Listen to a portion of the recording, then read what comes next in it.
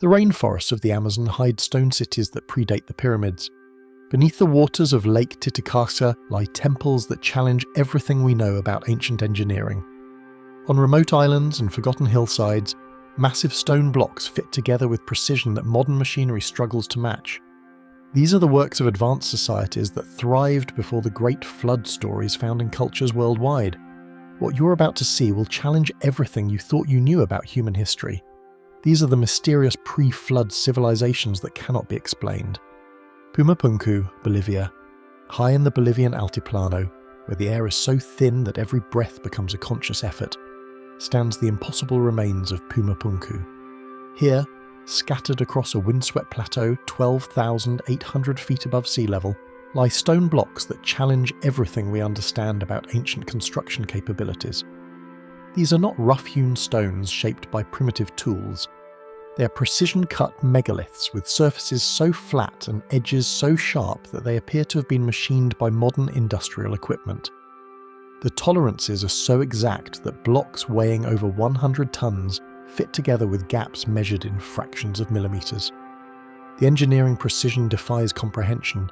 Individual stones display perfect right angles that deviate less than 2 degrees from mathematical perfection. Surface flatness measurements across 10-foot spans show variations of less than 1 millimeter. Most remarkably, the famous H-blocks are carved from single pieces of red sandstone and grey andesite with interlocking joints so complex that modern engineers struggle to understand how they were conceived, let alone executed. Each H-block weighs between 80 and 180 tons, yet they were shaped with the precision of fine jewellery. The material itself presents the first impossible challenge. Andesite ranks between 6 and 7 on the Mohs hardness scale, making it nearly as hard as steel. Cutting and shaping andesite requires tools harder than the stone itself. Yet the Tiwanaku people who built Pumapunku possessed only bronze, copper and stone implements.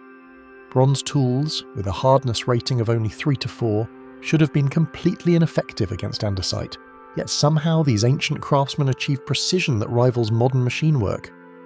In the 1980s, architect Jean-Pierre Protzen from the University of California at Berkeley attempted to understand how such precision could have been achieved with ancient tools. Working at the nearby Inca site of Ollantaytambo, Protzen conducted extensive experiments using bronze chisels, copper tools, and various types of hammerstones. His results were sobering. Bronze tools proved largely ineffective against hard andesite, barely scratching the surface even after hours of work. The copper implements fared slightly better, but wore down rapidly and could never achieve the precision visible at Pumapunku. Protzen's most successful experiments involved using harder stones as hammers and chisels. Working with hematite hammerstones and quartzite chisels, he managed to shape andesite blocks, but the process was extraordinarily slow and the results crude compared to the perfection of Pumapunku. After weeks of work, Protzen succeeded in carving a simple cross design approximately 8 inches across. The effort required to scale this technique up to create 100-ton blocks with millimeter precision would have demanded resources and time that seem impossible for any ancient civilization. Modern stone-cutting attempts have faced similar challenges. In 2019, a team of engineers from MIT attempted to recreate a small section of a Pumapunku H-block using only tools and techniques available to ancient peoples. Working with a piece of andesite weighing just 500 pounds, the team spent over 200 hours using traditional methods to achieve rough approximations of the original's precision. Their final result, while impressive, showed surface variations measured in centimeters rather than the millimeter tolerances of the original blocks. The complexity of the interlocking joints adds another layer of impossibility. The H-blocks and other carved stones at Pumapunku feature 3-dimensional puzzle joints that require precise measurement and cutting on multiple faces simultaneously. Each joint must be carved to exact specifications, or the massive blocks cannot fit together. There is no room for trial and error adjustments when working with stones weighing over 100 tons. The precision required suggests the use of detailed plans and measuring systems that archaeologists insist did not exist in pre-Columbian South America. Computer analysis of the stone joints has revealed mathematical relationships that seem beyond the capabilities of the supposed builders. The angles and proportions of the interlocking elements follow specific geometric ratios that appear throughout the site. These mathematical principles would not be formalized in European mathematics until centuries after Pumapunku was abandoned. How did ancient Bolivian craftsmen incorporate advanced geometric concepts into their stonework? The tool marks visible on the stone surfaces present another puzzle. Under magnification, the cut surfaces show parallel striations that suggest the use of multi-bladed cutting implements moved in controlled repetitive motions. These marks are consistent with modern gang saw cutting, where multiple blades cut through stone simultaneously. However, no evidence exists of such sophisticated cutting tools in pre-Columbian America. The tool marks are too regular and systematic to have been produced by handheld chisels or hammerstones. Recent experiments using diamond-tip power tools have demonstrated the difficulty of achieving Pumapunku's precision, even with modern technology. Stone-cutting professionals using industrial equipment report that maintaining millimeter tolerances across surfaces measuring 10 feet or more requires constant measurement, adjustment, and extreme care. The fact that ancient craftsmen achieved similar precision using supposedly primitive tools remains unexplained. The logistics of the construction project compound the technological mystery. The andesite blocks were quarried from sources located miles from the construction site and had to be transported across difficult terrain at their extreme altitude. Moving 100-ton blocks requires sophisticated engineering and enormous amounts of coordinated human labour. The precision placement of these massive stones at the construction site would have demanded lifting and positioning techniques that seem impossible without modern machinery. Archaeological evidence suggests that Pumapunku was built during the Tiwanaku period, roughly between 500 and 900 CE. Yet the technological sophistication displayed in the stonework seems centuries ahead of anything else produced in the Americas during this time period. The contrast between the advanced stonework and the supposedly primitive tools of the builders has led some researchers to question whether the conventional dating is accurate.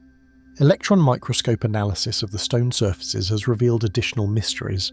Some cut surfaces show evidence of heat treatment that appears to have temporarily softened the andesite, making it easier to shape. However, the temperatures required for such treatment would exceed 1,000 degrees Celsius, far beyond what ancient peoples could achieve with simple fires. The presence of heat-treated surfaces suggests the use of high-temperature technology that should not have existed in pre-Columbian America. The precision of the stonework extends beyond individual blocks to the overall site layout. Ground-penetrating radar has revealed that the massive stone platforms were positioned with mathematical accuracy that maintained precise geometric relationships across the entire complex. The level of surveying and construction management required for such accuracy rivals modern large-scale construction projects. Most puzzling is the sudden abandonment of such sophisticated construction techniques. The precision stonework at Pumapunku represents the pinnacle of Andean architectural achievement, yet it appears to have been created during a relatively brief period and then never replicated. Later Andean civilizations, including the Inca, produced impressive stonework but never achieved the millimeters precision displayed at Pumapunku. It is as if advanced construction knowledge appeared briefly and then vanished. Newgrange, Ireland.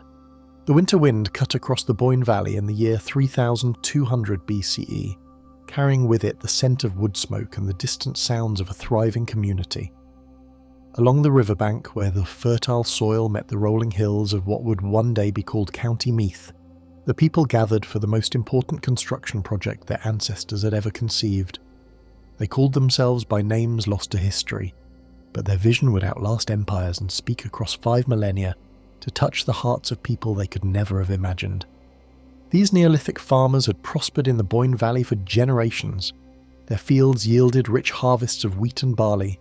Their cattle grazed on lush pastures that seemed blessed by the gods themselves.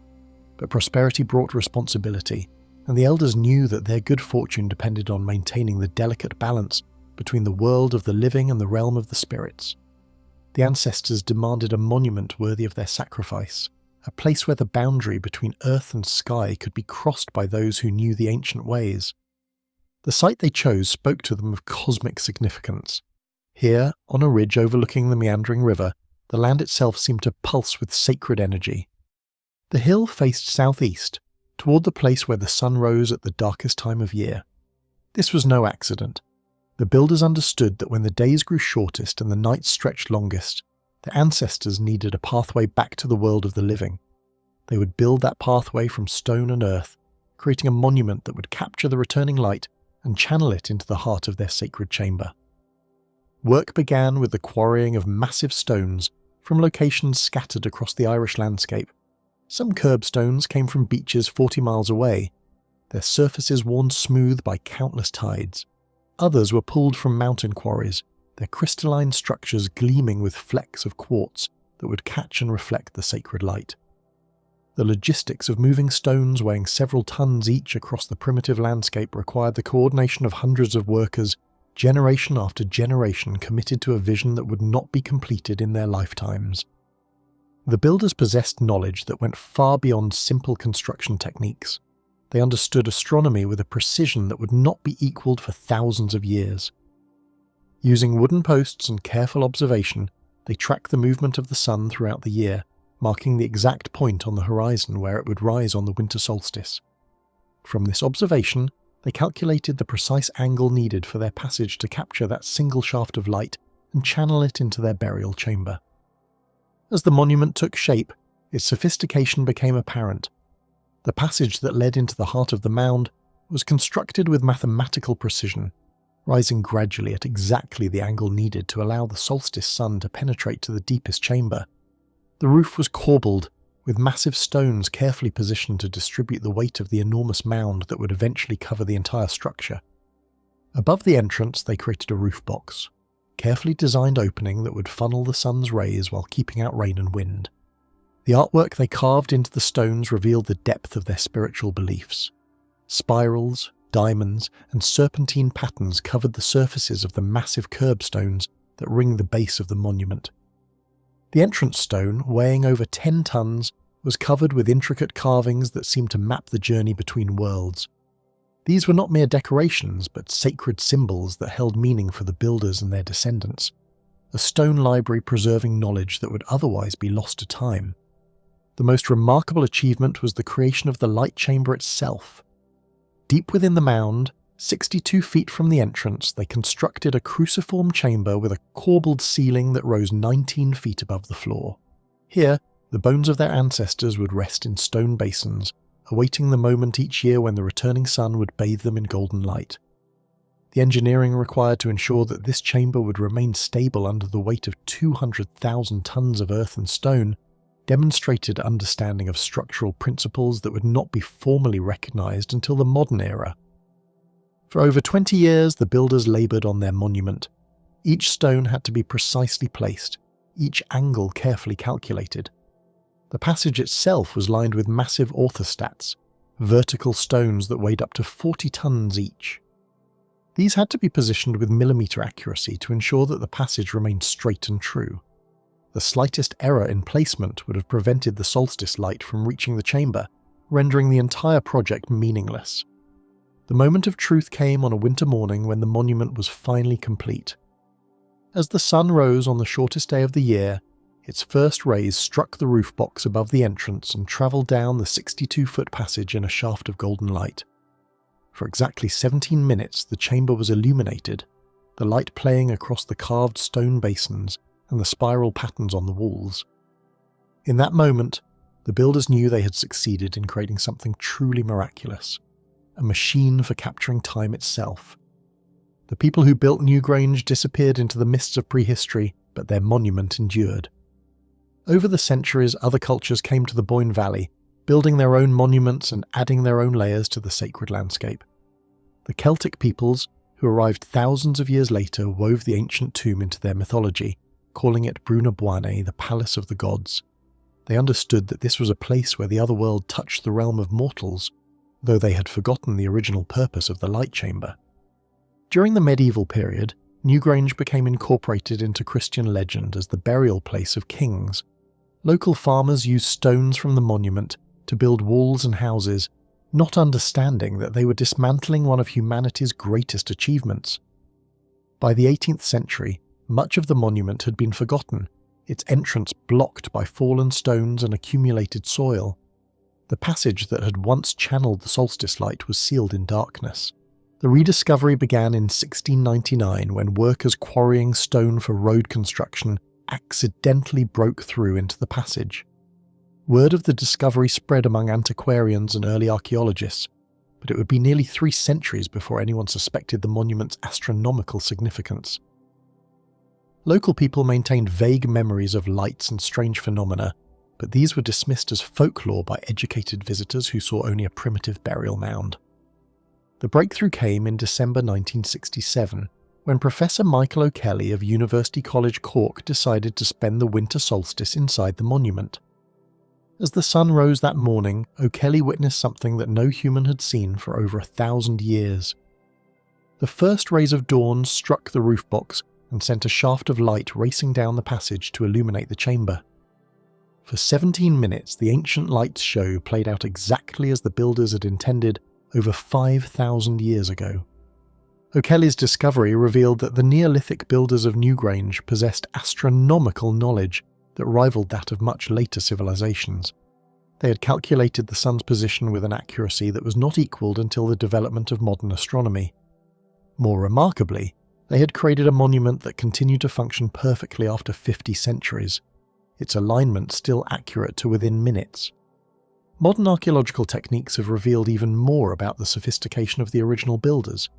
Ground-penetrating radar shows that the mound was constructed in carefully planned layers, with drainage systems that have kept the interior dry for millennia. Analysis of the artwork suggests that the spirals and other symbols may represent a form of primitive writing, recording information about astronomical cycles and seasonal celebrations that we can no longer decipher. The DNA analysis of remains found within the chamber has provided startling insights into the people who built Newgrange. Evidence suggests that the individual buried in the monument came from a ruling dynasty that practiced incest to maintain bloodline purity, indicating a highly stratified society with powerful elites. This revelation challenges assumptions about Neolithic Ireland as a simple farming culture and suggests complex social hierarchies that controlled massive construction projects. The Bimini Road, Bahamas. September 2nd, 1968 dawned bright and clear in the crystal waters off North Bimini, as 3 experienced divers prepared for what they expected to be a routine underwater exploration.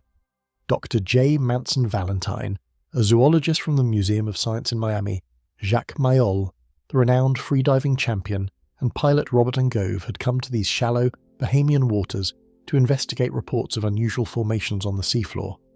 None of them anticipated that their dive would spark one of the most contentious archaeological debates of the 20th century. As they descended through 15 feet of impossibly clear water, something extraordinary came into view on the sandy bottom below. Stretching across the ocean floor in perfectly straight lines were massive rectangular limestone blocks, each weighing several tons and arranged with geometric precision that seemed impossible for nature to create. The formation extended for nearly half a mile, forming what appeared to be an ancient roadway or massive wall system. The blocks were fitted together so precisely that the joints between them appeared deliberate, crafted by intelligent design rather than natural forces. Valentine's training as a scientist immediately recognized the significance of what they had discovered. These were not random stones scattered by storms or geological processes.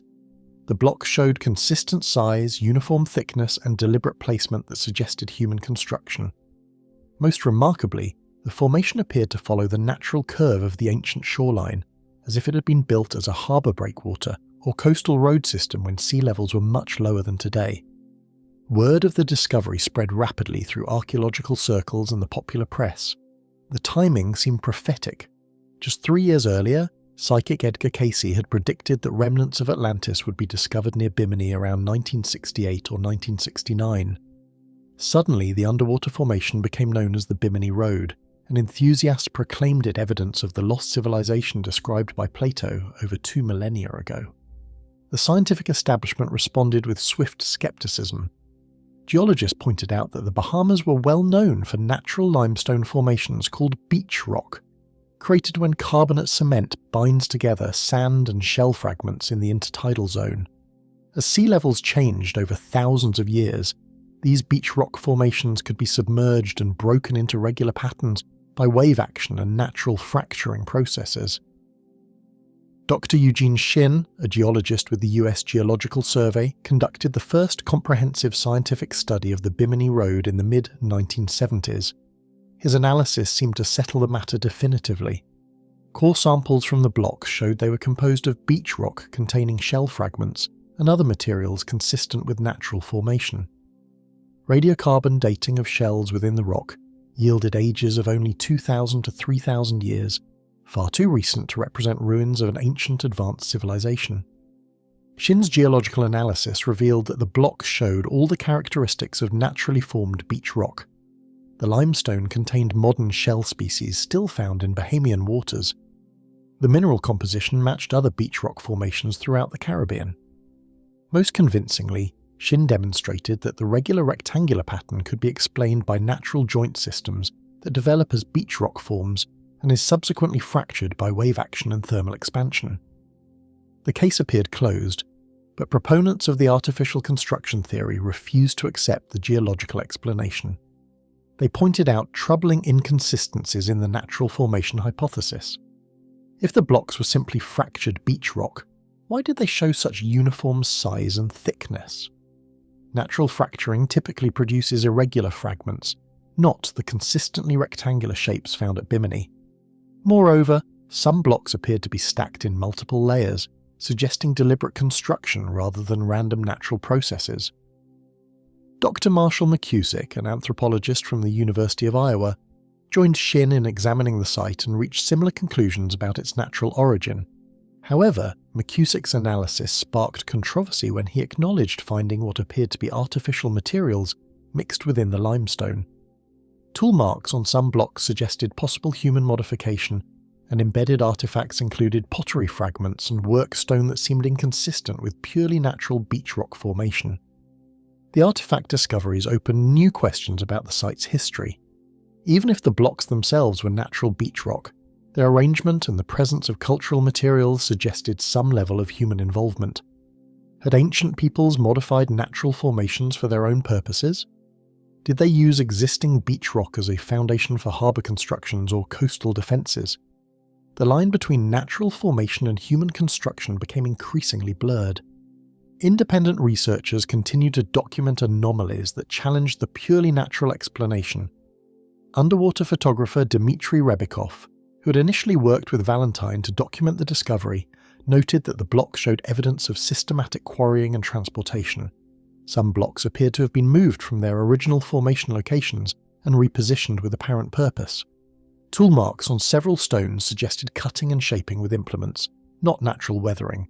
More intriguingly, sonar surveys revealed that the visible road formation was only part of a much larger underwater complex. Additional linear features, circular structures, and what appeared to be harbour installations extended across several square miles of seafloor.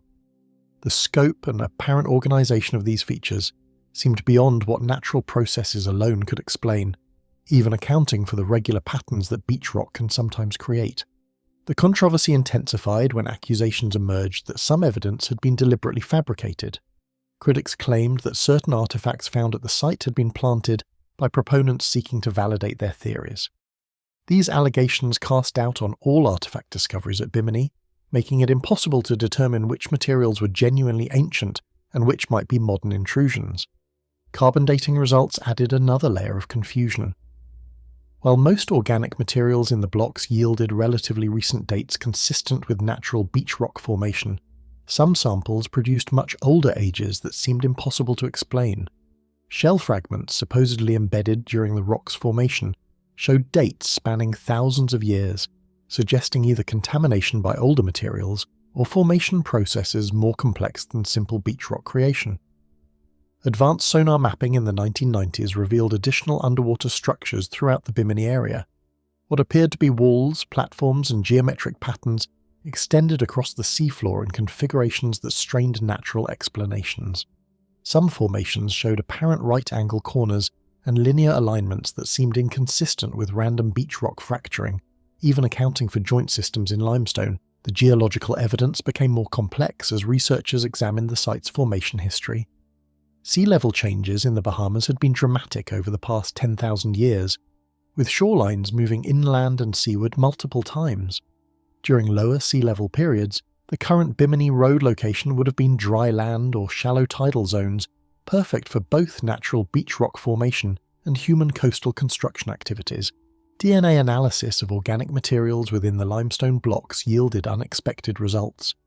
Some biological samples showed genetic markers consistent with ancient coral and algae species that had been extinct in the region for thousands of years. Proponents argued this proved the block's great antiquity, while skeptics suggested the materials could have been incorporated from older limestone deposits, eroded and redeposited during beach rock formation. Recent underwater archaeological techniques have revealed even more puzzling aspects of the Bimini Road.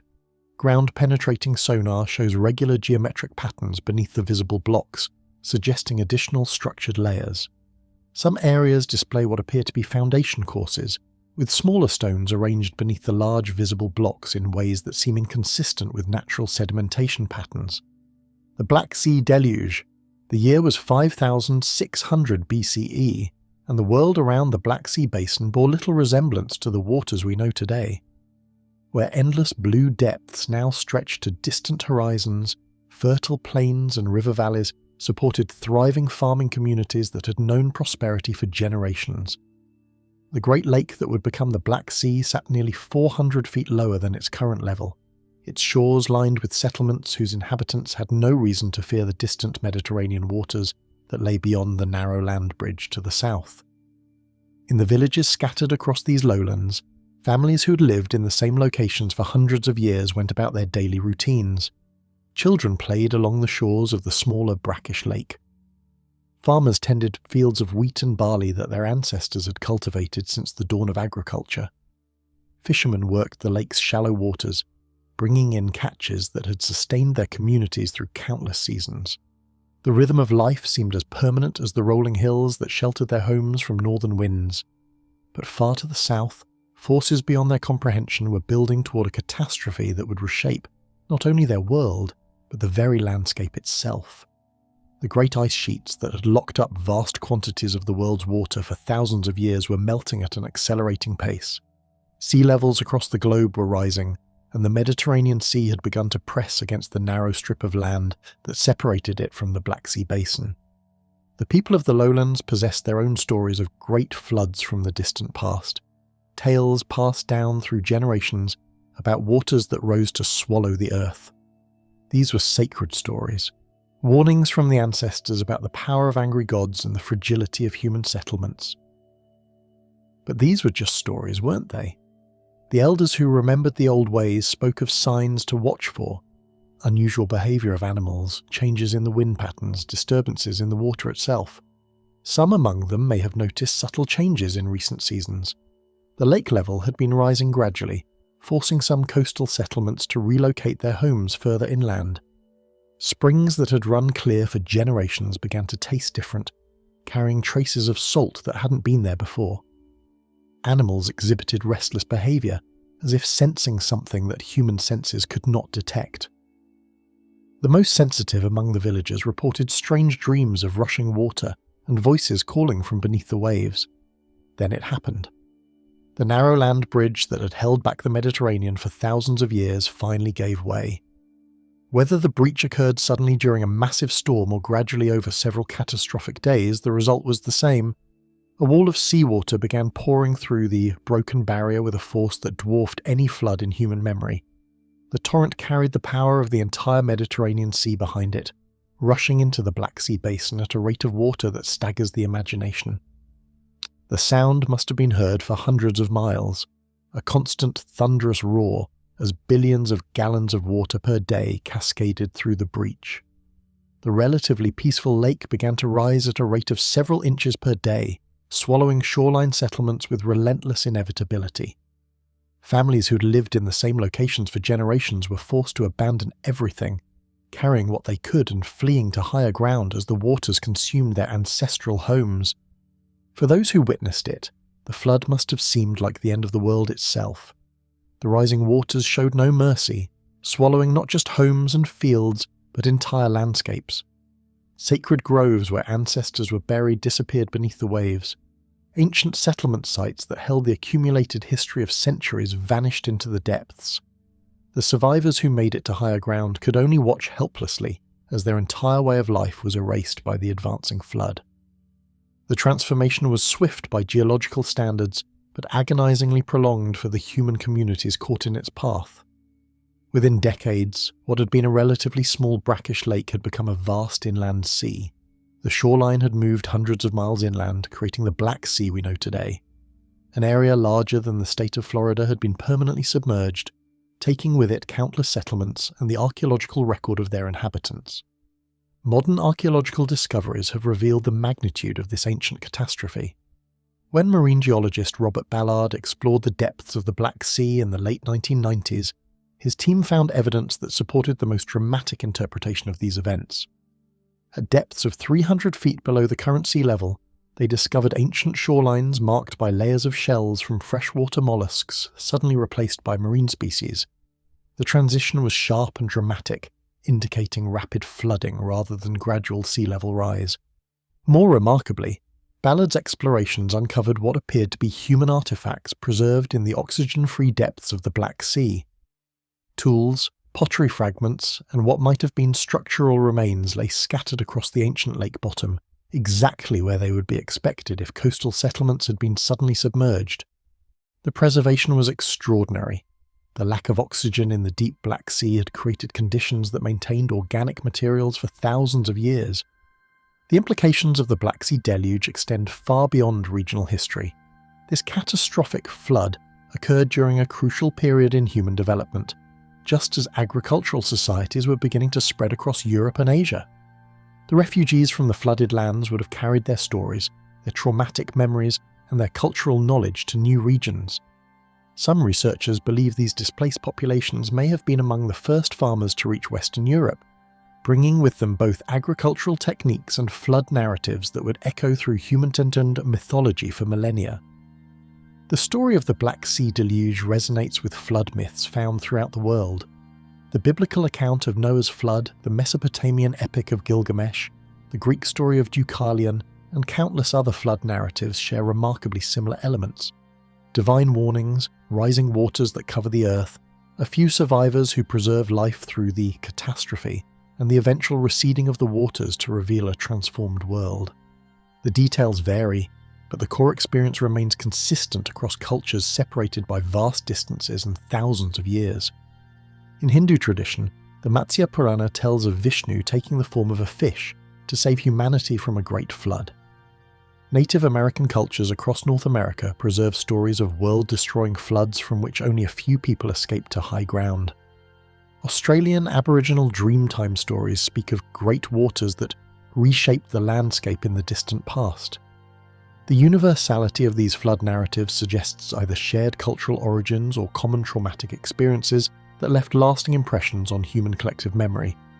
Archaeological evidence from around the world indicates that the Black Sea event was not unique. Rising sea levels at the end of the last ice age created similar flooding events in coastal regions globally. The Persian Gulf, the Mediterranean basin, and coastal areas along every continent experienced dramatic changes as melting ice sheets released their stored water back to the oceans. These events would have displaced countless human populations and created refugee movements that spread agricultural knowledge, technological innovations, and traumatic memories across vast distances. Dwarka, India. The morning sun cast long shadows across the calm waters of the Arabian Sea near Gujarat's western coast. It was January 1983, and Dr. S.R. Rao stood on the deck of a research vessel staring down at the gentle waves that had kept their secrets for thousands of years. He wasn't looking for treasure or lost ships. He was searching for something far more extraordinary, a city that ancient texts claimed had been swallowed by the sea. The idea seemed impossible to most people. Cities don't just disappear beneath the waves, especially not entire civilizations. But Dr. Rao, head of India's Marine Archaeology Unit, had spent years studying the ancient Sanskrit texts. The Mahabharata, one of India's greatest epics, told of Dwarka, a magnificent city ruled by Lord Krishna, with golden walls and towering palaces. According to the texts, when Krishna died, the sea rose up and claimed the entire city in a single day. For decades, scholars had dismissed these stories as pure mythology, beautiful tales, but nothing more. Yet Dr. Rao couldn't shake the feeling that somewhere beneath these waters lay evidence of something real. The texts were too detailed, too specific about locations and geography. They described a city at the mouth of the Gomti River, exactly where the modern town of Dwarka now stands. The first dive changed everything. 20 meters below the surface, the team's underwater cameras captured something that shouldn't have been there.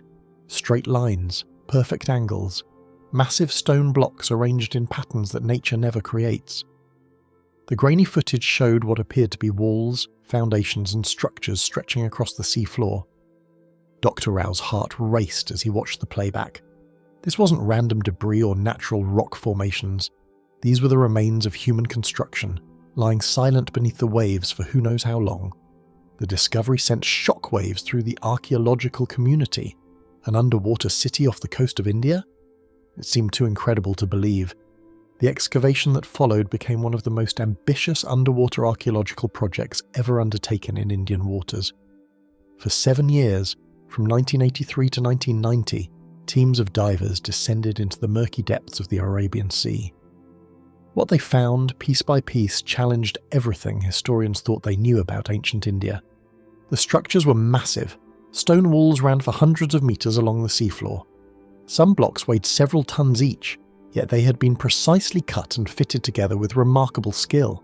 The team discovered what appeared to be fortification walls, gateways, and the foundations of large buildings. The construction techniques were sophisticated, showing knowledge of engineering that rivaled anything built on land during the same period, but it was the smaller artifacts that truly captured the imagination. The divers brought up pottery shards decorated with intricate patterns. They found copper objects, bronze tools, and most remarkably, carved stone anchors. These weren't simple rocks with holes drilled through them. They were carefully crafted anchors in various shapes, triangular, rectangular, and ring-shaped designs. Some weighed over 100 kilograms and showed clear signs of use by ancient mariners.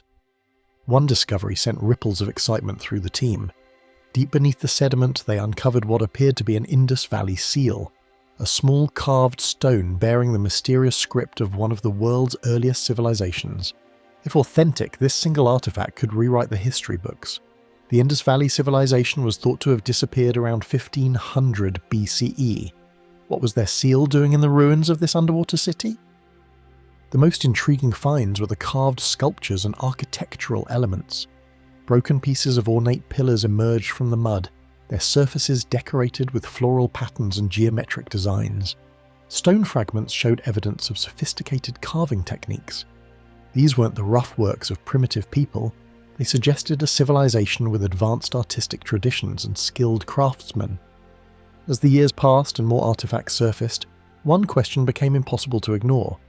How old was this sunken city? Carbon dating of wooden posts found embedded in the structures yielded results that stunned everyone. Some samples dated back 9,000 years. Others showed ages of 7,500 years. Even the most conservative estimates placed the city's construction at least 3,500 years ago. The implications were staggering. If these dates were accurate, the underwater ruins of Dwarka represented one of the oldest urban settlements ever discovered. This wasn't just an ancient city. It was potentially older than many of the world's most famous archaeological sites. It predated the construction of Stonehenge, the Great Wall of China, and possibly even the earliest Egyptian pyramids. The discovery raised uncomfortable questions for traditional archaeology. The sophistication of the construction, the advanced anchor designs, and the evidence of extensive maritime trade suggested a level of civilization that historians hadn't believed possible for that time period. How had these ancient people managed to quarry, transport and position massive stone blocks underwater? What kind of society had the resources and knowledge to build such structures? Perhaps most mysteriously, how had the entire city ended up beneath the sea? The texts claimed it happened in a single day, which sounded like mythology, but geological evidence began to support the possibility of rapid submersion. Sea levels had changed dramatically over thousands of years. Earthquake activity in the region could have caused sudden land subsidence. Tsunami waves might have overwhelmed coastal settlements. The international archaeological community watched the Dwarka excavations with a mixture of fascination and skepticism. Some scholars embrace the findings as groundbreaking evidence of advanced ancient civilizations. Others question the dating methods, the interpretation of the structures, and whether the site truly represented a single ancient city or multiple settlements built over many centuries. Dr. Rao and his team documented everything meticulously. They created detailed maps of the underwater structures, catalogued thousands of artifacts, and published their findings in scientific journals. Yet for every question they answered, 10 more seemed to arise. Why were there so many different types of anchors? What was the purpose of the massive stone platforms they discovered? How extensive were the ruins that still lay buried beneath layers of sediment? The site revealed evidence of sophisticated urban planning. The team found what appeared to be a harbour area with protective walls designed to break ocean waves. There were channels that might have been used for ship navigation and areas that looked like docking facilities. This wasn't just a city that happened to be near water, it was a city built specifically to interact with the sea. More recent expeditions have continued to uncover new sections of the site. Modern underwater scanning technology has revealed structures extending much further than originally thought. Ground-penetrating sonar shows anomalies buried deep beneath the seafloor that might represent additional buildings, roads, or even entire city districts yet to be excavated. Baalbek, Lebanon. In the eastern mountains of Lebanon, where the Bekaa Valley stretches between two ancient mountain ranges, there lies a secret that has puzzled engineers for over a century. Not hidden beneath the ground or lost to time, but standing in plain sight, Skirsu, 3 massive stone blocks that form the foundation of what was once the greatest temple in the Roman Empire. Each block weighs as much as 500 modern cars stacked together. Yet somehow, nearly 2,000 years ago, human beings quarried these monsters from solid rock, moved them nearly a mile uphill, and placed them with such precision that you cannot slide a knife blade between their joints. The discovery that would change everything happened not with dramatic fanfare, but with the quiet curiosity of European travellers in the 1700s. These early explorers had come to Lebanon seeking biblical sites and ancient ruins. What they found at Baalbek left them speechless. Rising from the foundation of the Temple of Jupiter were 3 stone blocks unlike anything they had ever seen. Each measured roughly 65 feet long, 14 feet high, and 12 feet wide. Local Arabs called them the Trilithon, the 3 stones. Word of these massive blocks spread through European archaeological circles like wildfire. How could the Romans, famous for their engineering skills, have moved stones of such impossible size? The largest crane in the Roman world could lift perhaps 50 tons. These blocks weighed at least 800 tons each. Some estimates pushed the weight even higher, closer to 1,000 tons per block. The first serious archaeological expedition arrived in the 1890s, led by German archaeologist Otto Puchstein. His team measured, photographed, and documented every inch of the Trilithon. What they discovered defied explanation. The blocks had not been roughly shaped and then finished in place. They had been precisely cut in a distant quarry, transported over uneven terrain, lifted 20 feet off the ground, and positioned with mathematical accuracy. The craftsmanship was flawless.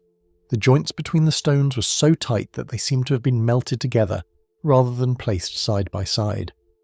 Puchstein's team followed ancient roads leading away from the temple, searching for the source of these giants. 3/4 of a mile south of the main complex they found it, the quarry where the Trilithon had been born. What they discovered there was even more astounding than the temple itself. 3 more massive blocks lay abandoned in the quarry, each fully shaped and ready for transport but never moved. The largest, which locals called Hajar el-Hibla, or the Stone of the Pregnant Woman, weighed an estimated 1,000 tons and measured over 68 feet in length. The quarry revealed the incredible skill of the ancient stonecutters. These were not rough blocks hacked from living rock. They had been carved with surgical precision, using techniques that left smooth, flat surfaces and perfect right angles. Tool marks still visible on the stone showed evidence of systematic, methodical work. But how had they managed to separate such massive blocks from the bedrock without cracking them? Modern quarrying of stones this size requires diamond wire saws, hydraulic splitters, and explosive charges. The Romans had none of these technologies.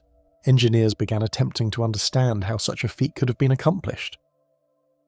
In 1977, German engineer Franz Lohner proposed that the Romans could have used a combination of inclined planes, rollers, and massive teams of workers.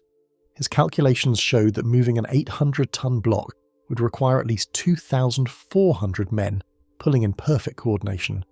The logistics alone boggled the mind. How do you coordinate the movements of thousands of workers? What happens when someone stumbles or loses their grip? More recent engineering studies have only deepened the mystery. Computer modelling shows that the path from quarry to temple includes several steep grades and uneven terrain that would make rolling impossible. The route passes over soft ground that would collapse under such tremendous weight. Modern heavy-lifting cranes, the largest machines built today, can lift 1,000 tons, but only straight up and only for short distances. Moving such weight horizontally over nearly a mile remains beyond our current capabilities. In 1996, a team of German archaeologists using ground-penetrating radar made another shocking discovery. Buried beneath centuries of debris near the quarry, they found evidence of yet another massive block, potentially even larger than the stone of the pregnant woman. This fourth giant, still partially buried, might weigh as much as 1,650 tons. If confirmed, it would be the largest single stone block ever quarried by human hands. The precision of the stonework continues to astound modern engineers. Laser measuring equipment has revealed that the surfaces of the trilithon blocks are flat to within millimeters across their entire 65-foot length. The right angles at each corner are perfect to within fractions of a degree. This level of accuracy rivals what can be achieved with modern precision machinery. How did ancient workers, using bronze and iron tools, achieve such mathematical perfection on blocks weighing hundreds of tons? Perhaps most mysteriously, core samples taken from the trilithon blocks show no evidence of the stress fractures that modern engineers would expect from lifting and moving such massive weights. When a stone block is lifted, the internal structure changes as different parts experience different stresses. The trilithon blocks show none of these telltale signs. It is as if they were somehow moved without experiencing the enormous forces that should have been involved. Recent attempts to recreate ancient lifting techniques have met with limited success. In 2014, researchers at the Technical University of Munich built scaled-down models of possible Roman lifting devices. Using pulleys, levers and teams of people, they managed to move blocks weighing several tons. But scaling up their techniques to handle 800-ton blocks required theoretical forces and coordination that seem impossible to achieve with ancient technology. The mystery deepens when archaeologists examine the temple foundation itself. The trilithon blocks do not rest on level ground. They are positioned on top of smaller, but still massive foundation stones, creating a complex multi-layered platform. This means the blocks had to be lifted not just off the ground, but precisely positioned 20 feet above ground level. The accuracy required to lower an 800-ton block into its exact position without damaging the stones below or beside it defies comprehension. Local legends passed down through generations speak of the temple being built by giants or supernatural beings. While modern archaeology dismisses such tales, the engineering reality forces serious questions. The Roman Empire built thousands of structures across 3 continents. Nowhere else did they attempt to move stones approaching even half the size of the trilithon blocks. Why here? What was so important about this particular site that they would undertake an engineering challenge that pushed beyond the limits of their technology? Ground-penetrating radar surveys conducted in the early 2000s revealed additional mysteries. Beneath the visible temple complex lie the foundations of even earlier structures. Some archaeological evidence suggests that Baalbek was a sacred site for thousands of years before the Romans arrived. Did the Romans inherit partially completed megalithic foundations from an earlier civilization? Were they attempting to complete a project that had been abandoned centuries or millennia before? The engineering challenges do not end with transportation. Installing the trilithon blocks required lifting them precisely into place, between existing walls and columns. There was no room for error, no opportunity to adjust their position once lowering began. The blocks had to be positioned perfectly on the first attempt. Modern construction crews with GPS guidance and computer-controlled cranes would find such precision challenging. How did ancient workers achieve it using human strength and simple machines? The Bosnian pyramids. The year 2005 brought an announcement that shook the archaeological world to its core. In the small town of Visoko, just northwest of Sarajevo, a businessman turned amateur archaeologist stood before television cameras and made a claim that seemed impossible. The hills surrounding this quiet Bosnian town were not hills at all. They were pyramids. Not just any pyramids, but the largest and oldest pyramid complex ever built by human hands. According to this bold declaration, Europe had its own Valley of the Kings, hidden in plain sight for over 12,000 years. The mainstream archaeological community responded with swift and decisive rejection. This was nonsense, they said. These were natural hills formed by geological processes over thousands of years. The shapes that appeared pyramid-like were simply the result of erosion, sedimentation, and the normal forces that sculpt landscapes. The scientific consensus was clear and unanimous. There were no pyramids in Bosnia. The hills of Visoko were geological formations, nothing more. Dr. Curtis Runnels, an archaeologist from Boston University, flew to Bosnia to examine the site firsthand. What he found confirmed his suspicions. The so-called pyramid faces were natural rock formations, consisting of layered sedimentary stone typical of the Miocene period. The regularity of the layers created the illusion of constructed blocks, but they were entirely natural. The triangular shape of the main hill, dubbed the Pyramid of the Sun, was the predictable result of water erosion following the natural fracture lines in the rock. But the man making these extraordinary claims was not easily deterred. Semir Osmanagic, a Bosnian-American businessman, had spent years studying pyramids around the world. He had written books about ancient civilizations and their advanced technologies. Looking at the hills around Visoko, he saw unmistakable signs of artificial construction. The angles were too precise, the orientation too deliberate, the geometric relationships too mathematical to be accidents of nature. Osmanagic began excavating. What his workers uncovered seemed to support his claims. Beneath the soil and vegetation, they found what appeared to be massive stone blocks arranged in regular patterns. These were not rough, natural rocks. They had flat surfaces, sharp edges, and seemed to fit together with purpose. Some blocks were enormous, weighing several tons each. The material looked like a form of ancient concrete, harder than modern Portland cement but clearly artificial. The European Association of Archaeologists issued a strong statement condemning the entire project. They called it a cruel hoax that was damaging legitimate archaeological sites in the process. 21 historians, geologists, and archaeologists from Bosnia signed an open letter denouncing the pyramid claims as absurd and warning that the excavations were destroying valuable medieval and Illyrian archaeological layers.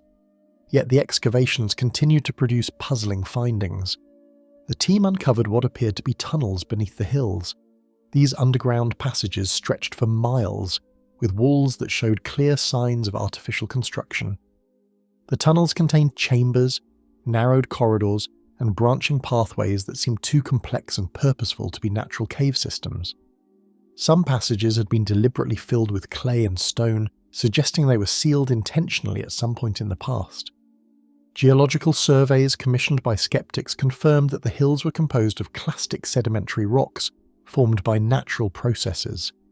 The layers visible on the exposed faces showed the characteristic patterns of marine sedimentation from when this area was covered by ancient seas.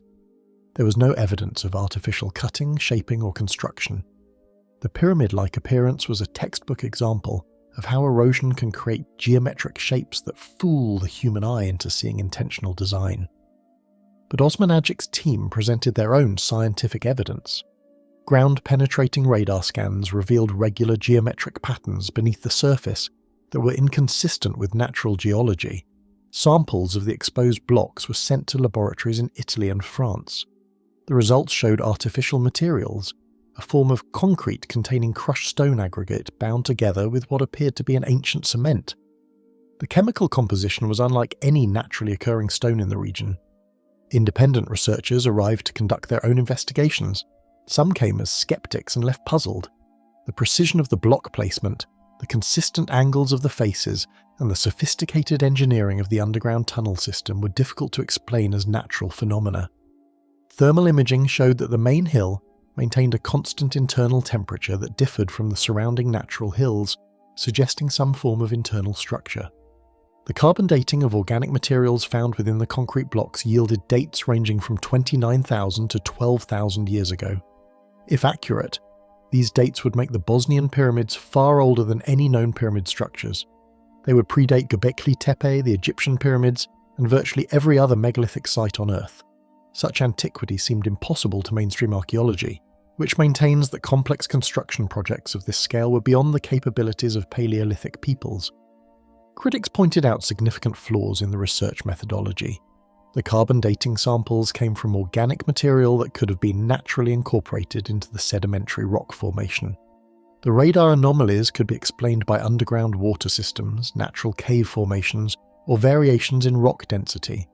The tunnels, while extensive, showed signs of medieval and more recent human modification, making it impossible to determine their original age and purpose. More troubling were the methods being used in the excavation. Professional archaeologists observed that proper stratigraphic techniques were not being followed. Bulldozers were being used to clear large areas, potentially destroying any legitimate archaeological evidence that might exist. The lack of systematic documentation and peer-reviewed publication of findings made it impossible for the scientific community to properly evaluate the claims. Yet the physical evidence continued to accumulate. The excavated blocks showed consistent characteristics across the entire site. They were all made from the same artificial concrete material. They were shaped to specific dimensions and fitted together with remarkable precision. The largest blocks weighed up to 40 tons and showed no signs of the stress fractures that would be expected if they had been naturally formed and then subjected to geological pressures over thousands of years. Electromagnetic measurements detected unusual energy emissions from the site. Some researchers claim to have recorded ultrasonic frequencies being generated by the structures, though these findings were disputed by other investigators who found no such anomalies. Visitors to the site reported unusual sensations, and some claimed healing effects from spending time in the tunnels, though such reports were dismissed as psychological rather than physical phenomena. The controversy attracted attention from around the world. Hundreds of thousands of tourists began visiting Visoko, bringing much-needed revenue to a region still recovering from the devastation of the 1990s war. The local government embraced the pyramid theory, seeing it as an opportunity for economic development and international recognition. Archaeological parks were established, guided tours organised, and a museum built to showcase the discoveries. Professional archaeologists watched with growing concern as the site became a tourist attraction before proper scientific verification had been completed. They argued that the premature commercialisation was making objective investigation impossible. The narrative had become more important than the evidence, and economic interests were now influencing what should be purely scientific research. DNA analysis of plant materials found within the concrete blocks showed species that went extinct in the region thousands of years ago. Supporters claimed this proved the ancient age of the construction. Skeptics argued that the plant materials were naturally occurring fossils incorporated into sedimentary rock during its formation, having nothing to do with human construction. Göbekli Tepe, Turkey. The warm October afternoon in 1994 felt like countless others that German archaeologist Klaus Schmidt had experienced across Turkey. Dust swirled around his boots as he climbed the rocky slope of Potbelly Hill, following up on what seemed like just another routine check of archaeological survey reports. These hills in southeastern Turkey, near the ancient city of Urfa, had been poked and prodded by researchers for decades. Nothing earth-shattering had ever turned up. But Schmidt was thorough by nature, and a 1963 American survey had noted some interesting stone fragments on this particular hilltop.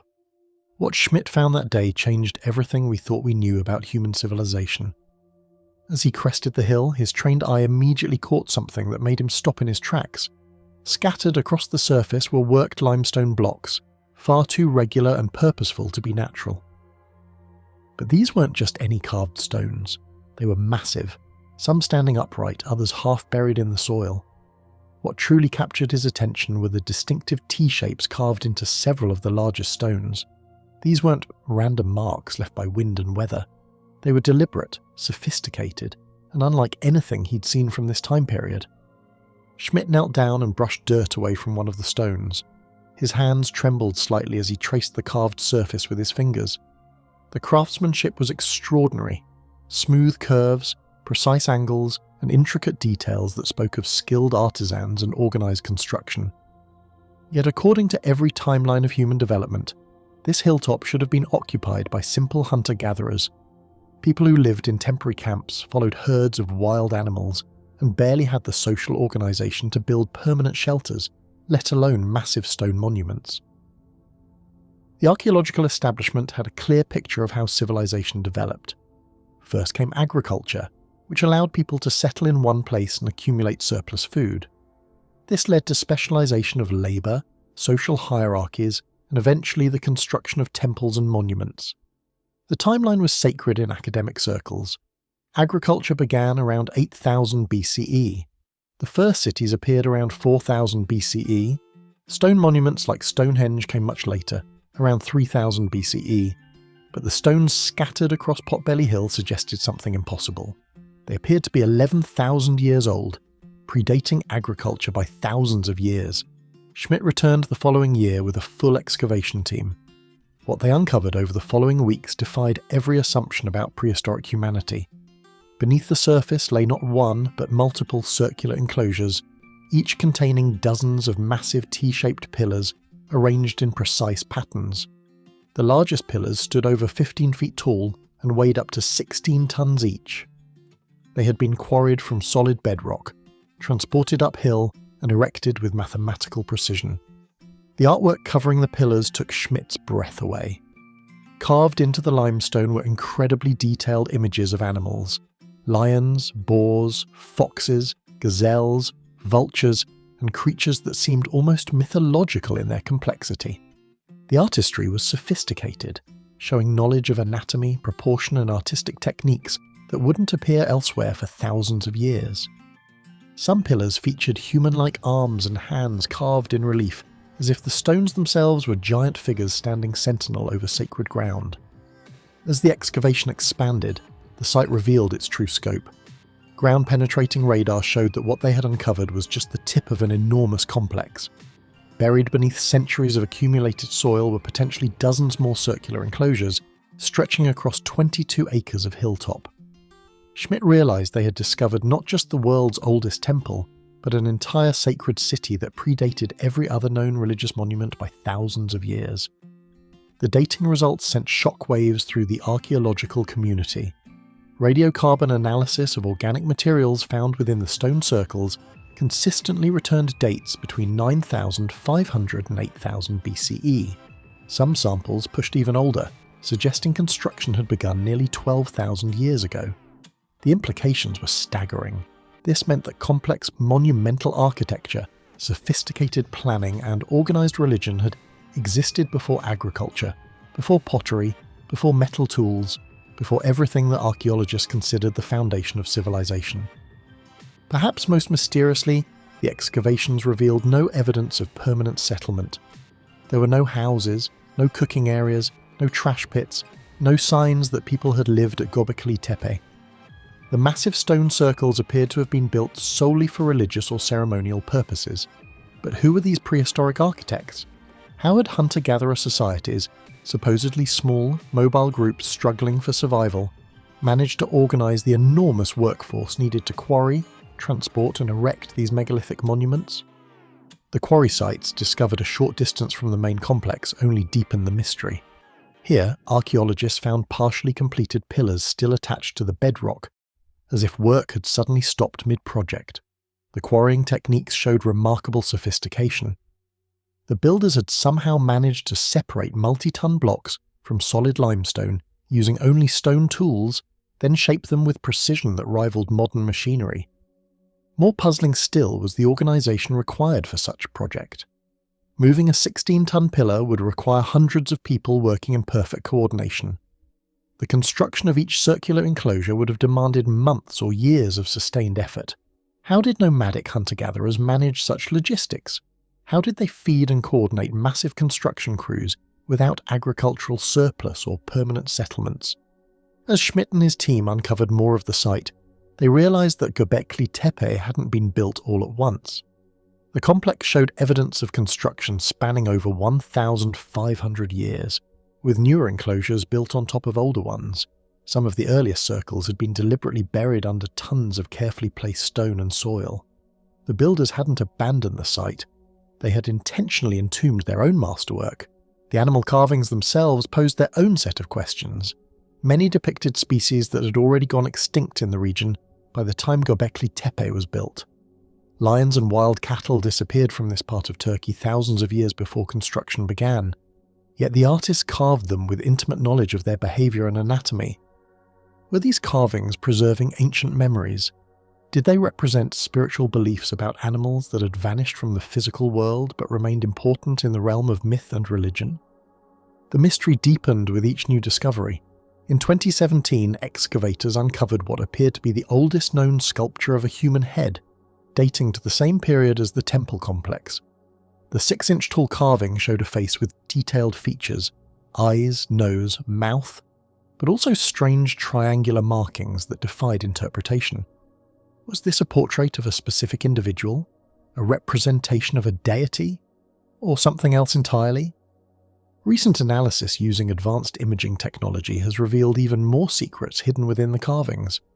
Many of the animal figures include details invisible to the naked eye, intricate patterns, symbolic markings, and artistic elements that suggest layers of meaning beyond simple representation.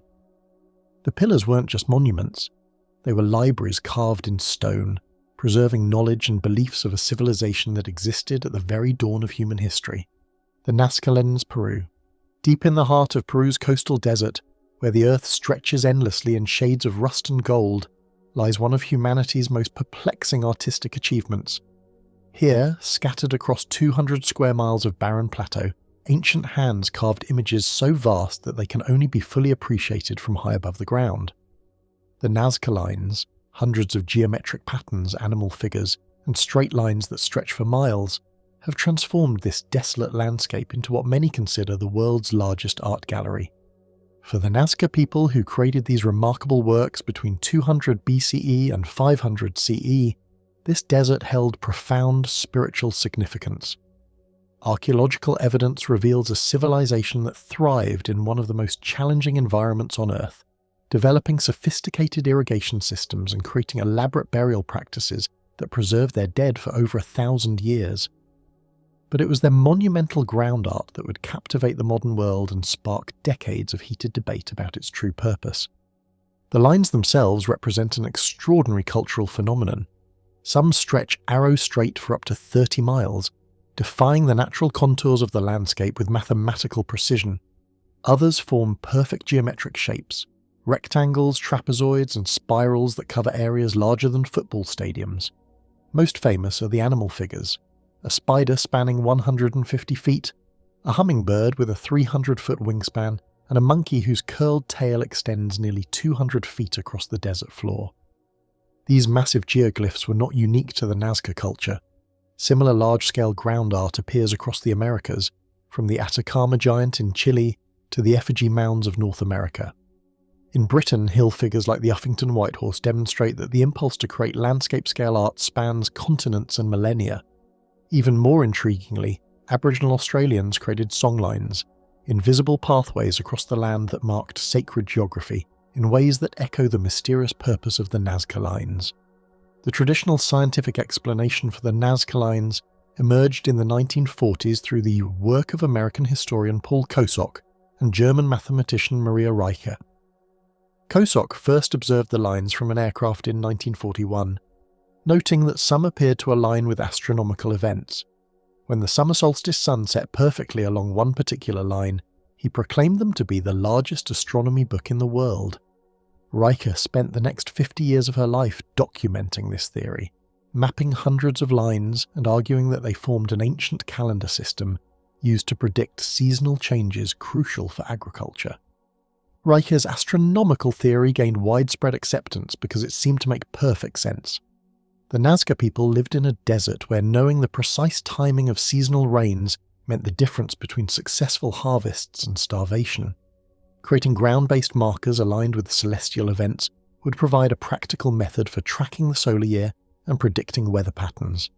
The theory was elegant, logical, and supported by Reiche's meticulous measurements, showing numerous correlations between line directions and important astronomical phenomena. However, this compelling explanation began to crumble under rigorous scientific scrutiny. In the 1980s, astronomer Gerald Hawkins applied statistical analysis to 186 different lines. testing whether their orientations match significant astronomical alignments. His results were devastating to the astronomical theory. Only about 20% of the lines showed any correlation with celestial events, no better than what would be expected by pure chance. Additional studies by astronomers Anthony Aveni and Clive Ruggles confirmed these findings, concluding that the vast majority of Nazca lines had no astronomical significance whatsoever. This statistical debunking opened the door for alternative theories that painted a completely different picture of the line's purpose.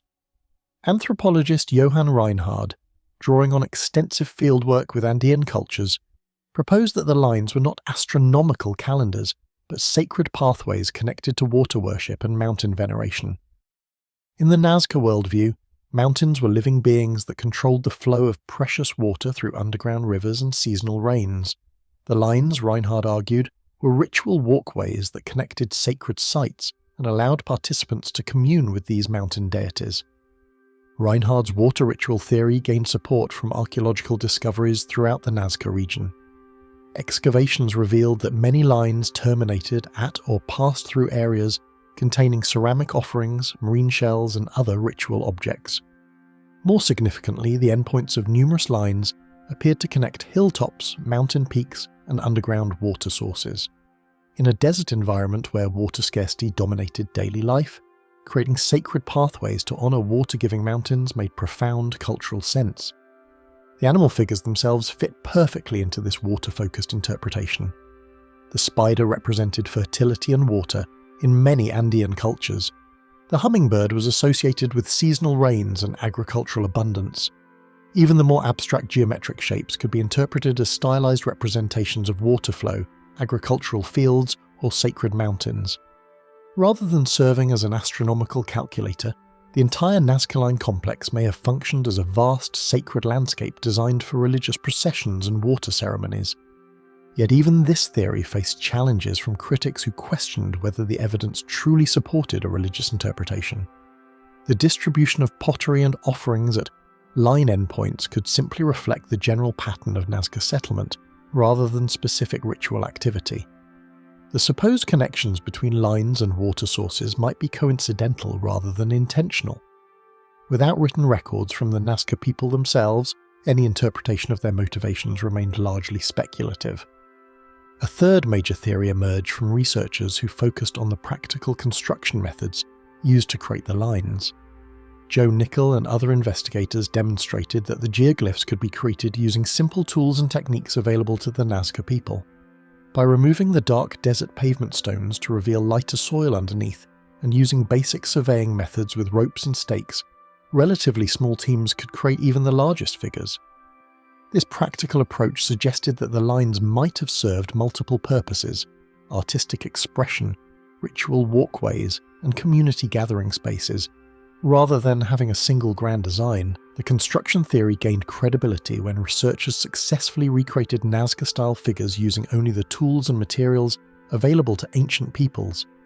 These experiments proved that no advanced technology or outside assistance was needed to explain the line's creation. However, demonstrating how the lines could be made didn't necessarily explain why they were made, leaving the fundamental question of their purpose still unanswered. Modern satellite imagery and ground-penetrating radar have revealed that the Nazca lines are even more extensive than previously realized. Hundreds of additional figures and thousands of miles of previously unknown lines continue to emerge from detailed archaeological surveys.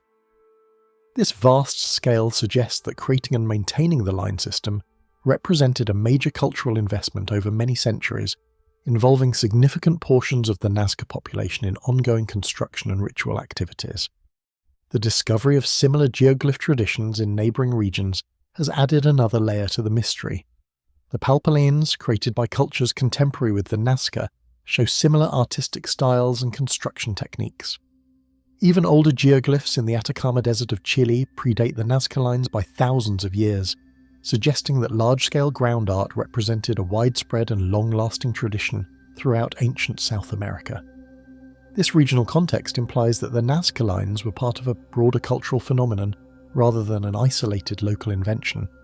The Yonaguni Monument, Japan, 25 meters beneath the crystal blue waters of Japan's Yonaguni Island, lies what may be the most impossible engineering achievement in human history: a massive stone structure stretching 150 meters long and rising 25 meters from the ocean floor, displays geometric precision that challenges everything we understand about ancient construction capabilities.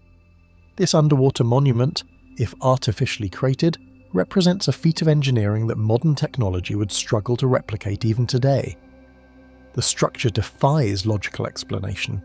Massive stone blocks, some weighing hundreds of tons, are fitted together with joints so precise that they appear to have been cut by laser-guided machinery. Perfectly straight edges run for dozens of meters without deviation. Right angles meet with mathematical accuracy that rivals modern construction standards. Most impossibly, this entire complex was somehow built underwater or constructed on land and then precisely lowered beneath the waves without disturbing its intricate architectural details. Modern engineers examining the Yonaguni monument face a technological puzzle that pushes beyond current capabilities. The largest stone blocks in the structure weigh an estimated 600 tons each. Today's most powerful underwater construction equipment struggles to position objects weighing even 100 tons with the precision displayed at Yonaguni.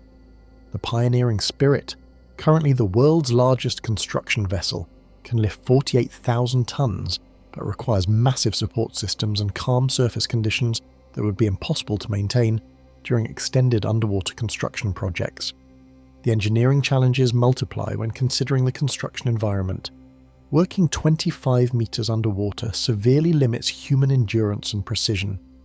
Modern deep-sea construction requires sophisticated diving equipment, underwater welding technology, and massive support vessels. Each worker can spend only limited time at depth before requiring decompression. Yet the Yonaguni monument shows construction precision that would challenge even modern underwater engineering teams, working with the most advanced equipment available today. In 2019, a team of marine engineers from Tokyo University attempted to understand how such precision could have been achieved underwater. Using computer modelling, they determined that positioning blocks of this size with the accuracy displayed at Yonaguni would require lifting equipment capable of underwater operation far beyond anything that exists today. Their calculations showed that even with modern technology, constructing the Yonaguni monument underwater would represent one of the most challenging engineering projects ever attempted. The alternative explanation that the structure was built on land before sea levels rose presents equally impossible challenges. If constructed during the last ice age when sea levels were lower, the monument would need to have survived submersion without any structural damage or displacement. The gradual flooding process would have subjected the structure to enormous hydraulic forces as water levels rose over thousands of years. Yet the monument shows no signs of the settling, cracking or block displacement that engineers would expect from such extended exposure to changing water pressures. Analysis of the construction techniques reveals sophisticated knowledge of stone cutting and placement that surpasses many modern methods. The blocks show perfectly flat surfaces extending across areas larger than tennis courts. Edge straightness measurements reveal deviations of less than 2 centimeters across distances of over 30 meters. The perpendicular angles at corners maintain accuracy within 1 degree of mathematical perfection. Achieving such precision with hand tools would require measurement and cutting techniques that archaeologists insist did not exist when the monument was supposedly constructed. Marine geologist Masaki Kimura spent over 15 years studying the monument's construction details. His underwater surveys revealed tool marks on the stone surfaces that appeared consistent with artificial cutting rather than natural erosion. The marks showed systematic patterns suggesting the use of large-scale cutting implements moved in controlled repetitive motions. Kimura documented stepped terraces, drainage channels, and what appeared to be road networks carved into the structure with geometric precision that seemed impossible to achieve without sophisticated planning and construction equipment. Modern attempts to replicate the monument's construction techniques have met with complete failure. In 2003, Japanese engineers attempted to cut and position blocks of similar size using traditional tools and methods that would have been available to ancient builders. Working above water with unlimited time and modern safety equipment, they managed to cut blocks weighing only a few tons and position them with precision measured in meters rather than centimeters. Scaling up their techniques to handle 600-ton blocks while maintaining millimetre precision proved impossible even under ideal conditions. The underwater positioning challenges become even more complex when examining the monument's multi-level construction. The structure rises in a series of precise steps, each level perfectly horizontal and separated by vertical walls of exact dimensions. Creating such geometric regularity underwater would require construction techniques that maintain three-dimensional accuracy while working in an environment where traditional surveying methods become useless. Modern underwater construction relies on GPS positioning systems, laser-guided equipment, and computer-controlled machinery that would have been impossible for ancient builders to employ. Perhaps most mysteriously, the monument shows evidence of sophisticated planning that suggests knowledge of advanced architectural principles. The overall design incorporates complex geometric relationships between different sections of the structure. Proportional ratios appear throughout the construction that mirror mathematical concepts found in much later architectural traditions. The integration of functional elements like drainage systems and terraced levels suggests understanding of hydraulic engineering that supposedly developed thousands of years after the monument's construction date. Recent sonar mapping has revealed that the visible portions of the Yonaguni monument represent only a fraction of a much larger underwater complex. Additional structures extending for hundreds of meters in all directions show similar construction techniques and geometric precision.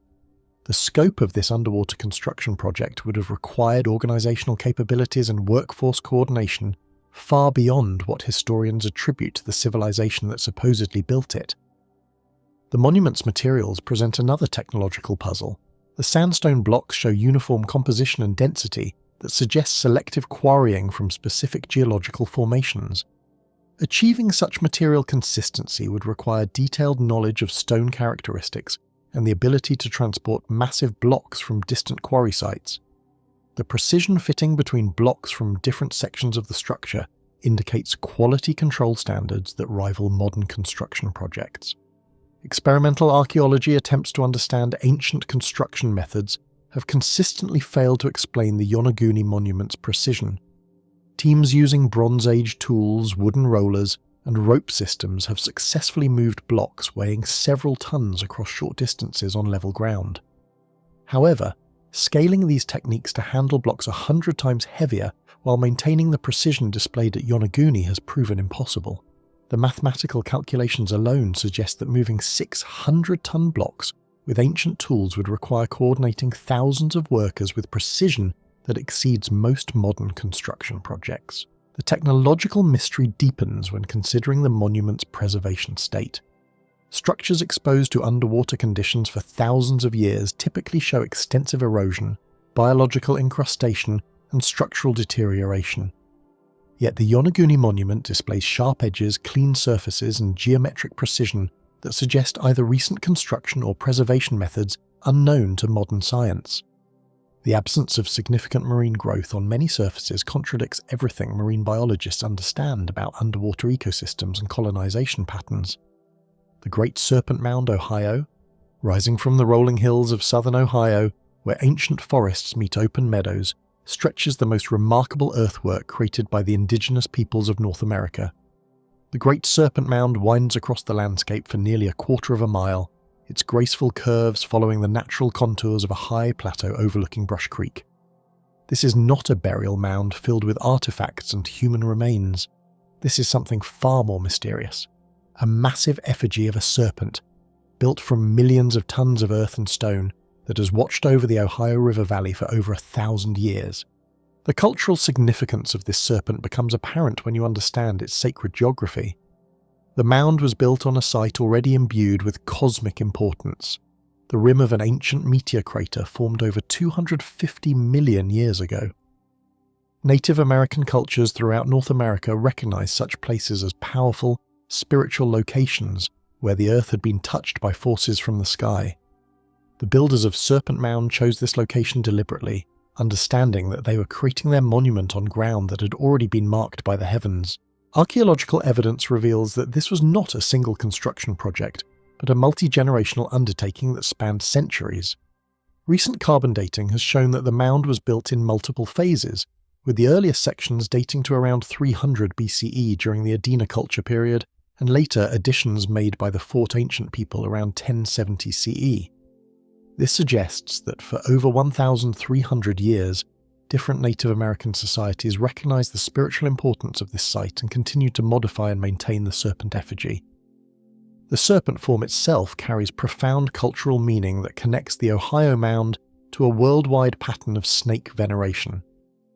In Native American cosmology, serpents were not feared creatures but powerful spiritual beings associated with water, fertility, and the underworld. The serpent was often seen as a mediator between the earth and sky, capable of travelling between different realms of existence. By creating this massive earthen snake, the builders were establishing a permanent connection between their community and these cosmic forces. This reverence for serpents was not unique to North America. Across the globe, ancient cultures developed remarkably similar beliefs about the spiritual power of snakes. In Aboriginal Australia, the rainbow serpent represents one of the most important creation beings, responsible for carving rivers, mountains, and sacred sites across the landscape. These Dreamtime serpents were said to control the rains and seasonal floods that brought life to the continent. The similarities between these Australian beliefs and Native American serpent mythology suggest deep, possibly universal human connections to snake symbolism. In Mesoamerica, the feathered serpent Quetzalcoatl held central importance in Aztec, Maya, and earlier civilizations. This divine serpent was associated with wind, air, and the planet Venus, serving as a bridge between earthly and celestial realms. The massive stone serpent heads adorning temples throughout Mexico and Central America demonstrate the same impulse that drove the Ohio mound builders, the need to create permanent monuments honoring the spiritual power of serpents. Even more striking parallels appear in ancient European traditions. Celtic cultures carved serpent symbols into stone monuments and created earth serpents through landscape modifications. In ancient Greece, the serpent python guarded the oracle at Delphi, while healing temples throughout the Mediterranean featured serpent imagery. The caduceus, two intertwined serpents around a staff, became the symbol of medicine and divine communication. These widespread traditions suggest that serpent veneration represents something fundamental in human spiritual experience. The astronomical alignments of the Great Serpent Mound reveal another layer of cultural sophistication. The head of the serpent points toward the summer solstice sunset, while the curves of its body align with other significant celestial events. This suggests that the mound served not only as a spiritual monument, but as a kind of earthbound observatory, allowing its builders to track seasonal changes crucial for their agricultural practices. The integration of astronomical knowledge with spiritual beliefs demonstrates the complex worldview of the mound builders. What makes the Serpent Mound tradition even more remarkable is the discovery of similar earthworks throughout eastern North America. In Georgia, the rock eagle effigy stretches 120 feet across and was built around the same time as the Ohio serpent. Wisconsin contains numerous animal-shaped mounds, including serpents, birds, and bears created by the effigy mound culture between 700 and 1200 CE.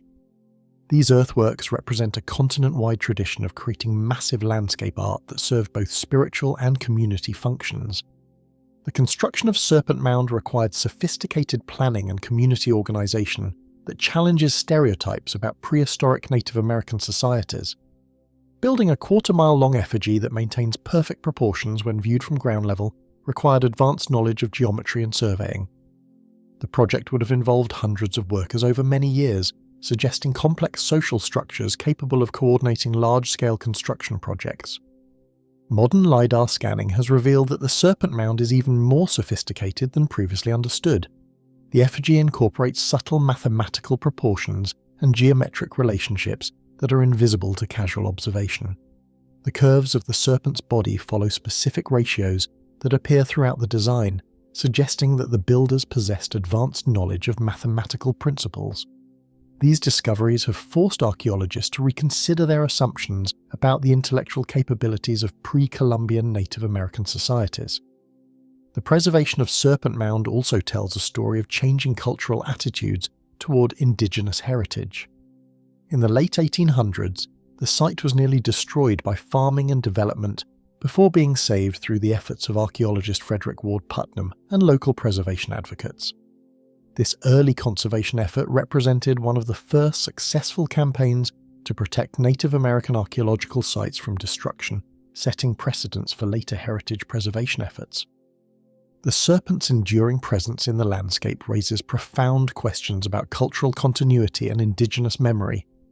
Despite centuries of cultural disruption following European colonization, the spiritual significance of serpents persists in many Native American traditions. Contemporary indigenous leaders from various tribes continue to visit Serpent Mound for ceremonies and spiritual practices, maintaining connections to ancestral beliefs that stretch back over a millennium. Perhaps most intriguingly, the global pattern of serpent veneration suggests that these beliefs may reflect universal human responses to natural phenomena and spiritual experiences. The appearance of similar serpent mythologies in cultures separated by vast distances and thousands of years implies either ancient cultural connections that we don't yet understand, or fundamental aspects of human consciousness that naturally gravitate towards serpent symbolism, the Sphinx and the Great Pyramid. The morning sun rises over the Nile Delta in the year 2500 BCE, casting long shadows across a landscape transformed by human ambition and divine purpose. Here, on the rocky plateau of Giza, thousands of workers begin another day of what may be the most impossible construction project ever attempted by human hands.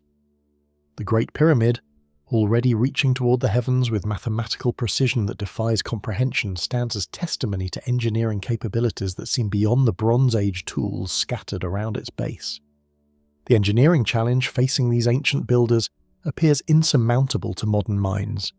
They are positioning stone blocks weighing up to 15 tons each, with precision measured in millimeters, creating joints so tight that a knife blade cannot slide between them.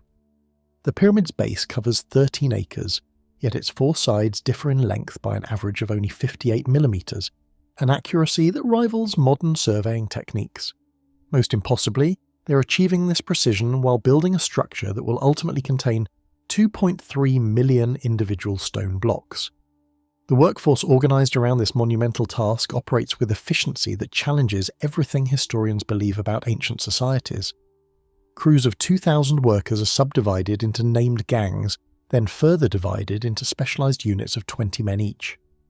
These are not slaves labouring under harsh conditions, but skilled craftsmen and organised labourers who receive substantial daily rations, 10 loaves of bread and measures of beer for workers, hundreds of loaves for supervisors. Archaeological evidence from their settlements reveals hospitals, bakeries, and even what appears to be a brewery capable of producing thousands of gallons daily. Modern attempts to replicate their achievements have met with humbling failure. In 1978, Japanese researchers attempted to build a scaled-down version of the Great Pyramid using ancient techniques. Despite planning to create only a 1/5-scale model, budget constraints forced them to scale back even further. The simple tasks of quarrying, shaping and positioning stones proved so challenging that the project highlighted just how extraordinary the original accomplishment truly was. 14 years later, in 1992, Egyptologist Mark Lerner and stonemason Roger Hopkins attempted their own pyramid-building experiment for a Nova television episode. Working for 3 weeks, they managed to construct a 6-metre-high pyramid using 186 stones averaging 2.2 tons each. Yet even with modern tools like iron hammers and levers, technology unavailable to the ancient Egyptians, they struggled to achieve the precise jointing characteristic of the original monuments. Their experiments suggested that such precision required not just knowledge and skill, but generations of accumulated expertise. The workforce living in the shadow of the growing pyramid possesses knowledge that seems impossible for their time period. They understand complex mathematical relationships, incorporating the golden ratio and precise astronomical alignments into their construction. The pyramid's orientation aligns with cardinal directions to an accuracy of 3/60ths of a degree. The structure encodes mathematical constants like pi, suggesting understanding of geometric principles that wouldn't be formally recognized for thousands of years. More mysteriously, nearby stands the Great Sphinx, its massive form carved from living bedrock with a precision that defies the bronze chisels scattered around the construction sites.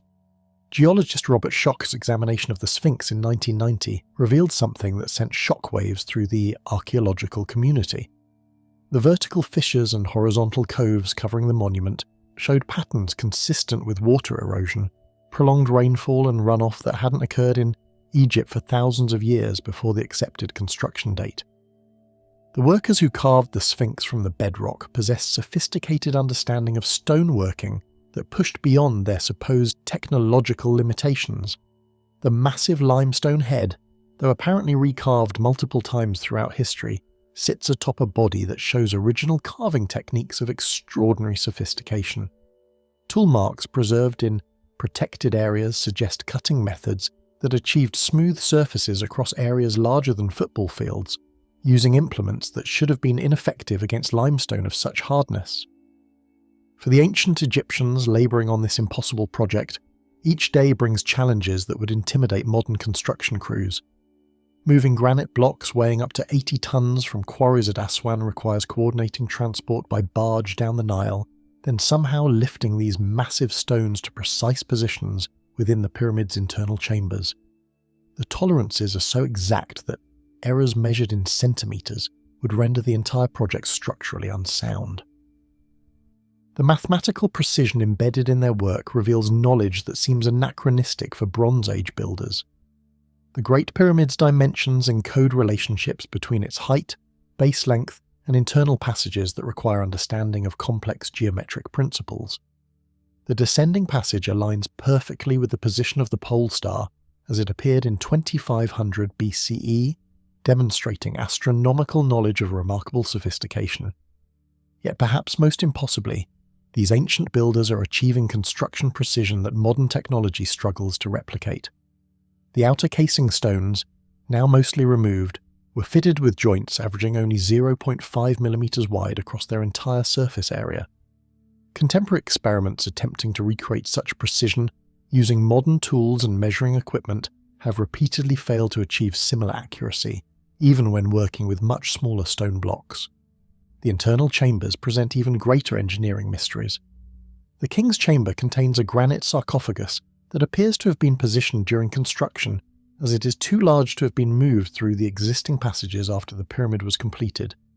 This suggests that the entire internal structure was planned and built around the precise placement of this single element, requiring three-dimensional visualization and planning capabilities that seem impossible without modern architectural drawings and computer modeling. The Grand Gallery, rising at a precise angle through the heart of the pyramid, demonstrates construction techniques that baffle modern engineers. Its corbelled ceiling distributes enormous weight loads using principles of structural engineering that weren't formally recognised until the 19th century. The precision of the stonework and the mathematical relationships between its dimensions suggest knowledge of advanced architectural principles that historians insist didn't exist in ancient Egypt. Archaeological evidence from the workers' settlements reveals a society capable of supporting and organising construction projects of unprecedented complexity. The logistics of feeding, housing and coordinating tens of thousands of workers while maintaining the precision standards evident in the finished monuments required administrative capabilities that rival modern large-scale construction management. Nan Madol, Micronesia, in the vast expanse of the Pacific Ocean, where endless blue waters meet scattered dots of tropical islands, rises one of humanity's most extraordinary achievements. Nan Madol, built upon the coral reef lagoons off Pohnpei Island, stands as the only ancient city ever constructed entirely on water. This megalithic marvel consists of over 100 artificial islands connected by a network of tidal canals, earning it the title Venice of the Pacific. Yet unlike Venice, which adapted existing geography, Nan Madol was created from nothing, an impossible feat of engineering that required moving nearly 2 million tons of basalt stone across treacherous waters to build a city that seems to float upon the waves. The cultural significance of this water city becomes clear when viewed through the eyes of its builders, the Saudeleur dynasty, who ruled Pohnpei from approximately 1100 to 1628 CE. For these island people, water was not an obstacle to overcome, but the very foundation of their spiritual and political power. Their creation myth tells of twin sorcerers, Olisipa and Olosopa, who arrived from the mystical Western Katao seeking the perfect place to worship Nachnison Sapu, the god of agriculture. When they chose the lagoon site, they weren't simply selecting a location, they were establishing a sacred connection between earth, water and sky that would define their civilization for over 500 years. The morning mist rises from the lagoon in the year 1400 CE as canoes carrying tribute from across Pohnpei navigate the intricate waterways leading to the ceremonial heart of Nan Madol. The paddlers move silently between towering walls of black basalt, their cargo of fruit, fish, and precious goods destined for the divine Sodalur who claims descent from the original sorcerer kings. This is not merely a city built on water, it is a sacred landscape where every stone placement, every canal direction, and every building orientation reflects the cosmic order that governs both earthly and spiritual realms.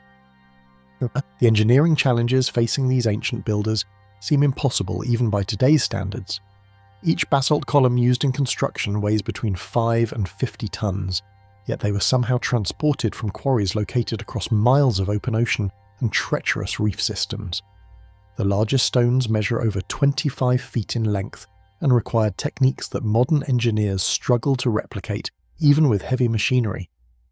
Most mysteriously, local oral traditions insist that the twin sorcerers accomplished this feat through supernatural means, levitating the massive stones through the air with the aid of a flying dragon.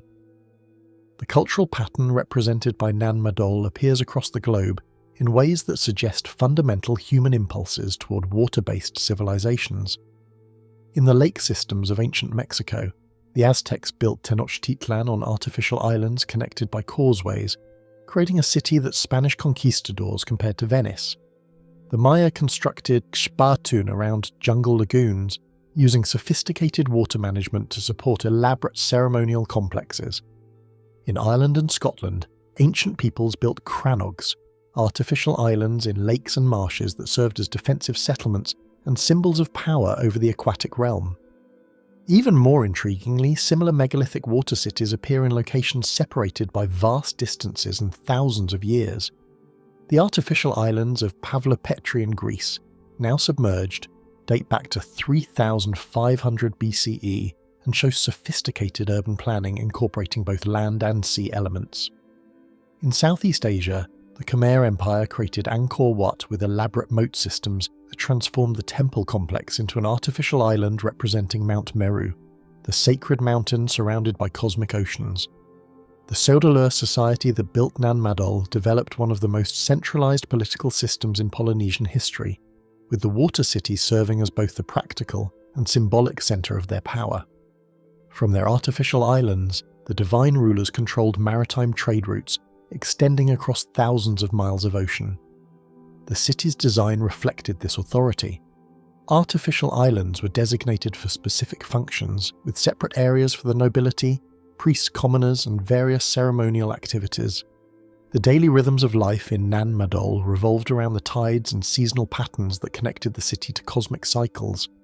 High tide brought visitors and tribute bearers through the main canals, while low tide revealed stonefish traps and allowed maintenance of the massive structures. The positioning of ceremonial buildings aligned with astronomical events, creating a calendar carved in stone that regulated both religious observances and agricultural activities across Pohnpei. The construction techniques used at Nan Madol demonstrate knowledge that seems advanced beyond their supposed technological level. The builders created interlocking stone structures using a crisscross log cabin technique that provided both flexibility and strength in the marine environment. The artificial islands were constructed by first building massive seawalls to contain coral rubble fill, then topping these foundations with precisely fitted basalt structures. The engineering required understanding of tidal forces, foundation stability, and load distribution that rivals modern marine construction knowledge. Archaeological investigations have revealed that the Sodalur civilization possessed sophisticated understanding of maritime technology and navigation that connected them to trade networks spanning the entire Pacific. Artifacts found at Nan Madol include materials from islands thousands of miles away, suggesting regular contact with civilizations as distant as the Philippines and Peru. This maritime expertise may explain how they accomplished the seemingly impossible task of transporting massive stone blocks across dangerous reef systems. The cultural significance of building in water appears to reflect universal human recognition of aquatic environments as liminal spaces where the natural and supernatural worlds intersect. In many Pacific cultures, water represents the boundary between the living world and the realm of ancestors. By constructing their capital city on water, the Sodalur rulers positioned themselves as mediators between these realms, legitimizing their divine authority through their mastery over both terrestrial and aquatic domains. The sudden abandonment of Nan Madol around 1628 remains one of archaeology's great mysteries. Local traditions speak of Isokelakel, a semi-legendary warrior from Khosrou who overthrew the Sodalur dynasty and ended their rule. But the city's abandonment appears to have been swift and complete, with massive construction projects left unfinished and no gradual decline typical of political transitions. The artificial islands that had supported thousands of inhabitants were left to the jungle and the tides, preserving in their abandonment a snapshot of one of humanity's most ambitious experiments in aquatic urbanism. Modern satellite imagery and underwater archaeology continue to reveal new aspects of Nan Madol's sophistication. Structures previously thought to be separate islands appear to be connected by submerged causeways and harbour installations. The full extent of the complex may be much larger than currently visible, with additional artificial islands buried beneath centuries of sedimentation and coral growth. The Malta temples. The Mediterranean sun rises over a small limestone island. The year is 3600 BC. Stonehenge will not be built for another 1,000 years. The pyramids of Egypt are still just dreams in the minds of future pharaohs. Yet here, on this tiny archipelago called Malta, something extraordinary is already happening. A group of people awakens to another day of back-breaking labour. They have no written language, no metal tools, no wheels. Their world consists of stone axes, wooden levers, and an unwavering determination to build something that will outlast them all. They are the temple builders of Malta, and they are about to create Europe's oldest freestanding structures. The leader of today's work crew walks across the rocky terrain toward a partially completed structure.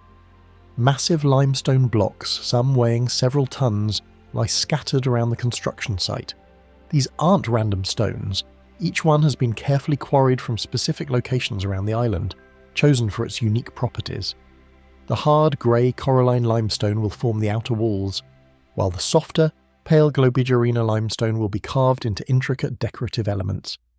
But how do you move a 5-ton block of stone without modern machinery? The Maltese builders have developed their own ingenious solution. They roll perfectly spherical stone balls underneath the massive blocks, creating a primitive but effective ball-bearing system. These stone spheres allow the builders to move the blocks in any direction with precision. Teams of workers coordinate their efforts, using wooden levers to guide the stones exactly where they need to go. As the morning progresses, the construction site becomes a symphony of organised chaos. Workers use flint hand axes to shape the limestone, creating perfectly fitted joints without any mortar. The precision is remarkable. Stones fit together so tightly that even today you cannot slide a knife blade between them. This level of craftsmanship suggests these builders possessed knowledge and skills that took generations to develop. The temple they are constructing follows a distinctive pattern that will be repeated across Malta for the next 1,000 years. The structure features a series of semicircular chambers, called apses, arranged around a central corridor. From above, the layout resembles the shape of a flower, or perhaps a stylized human figure. This design is unlike anything being built anywhere else in the world at this time.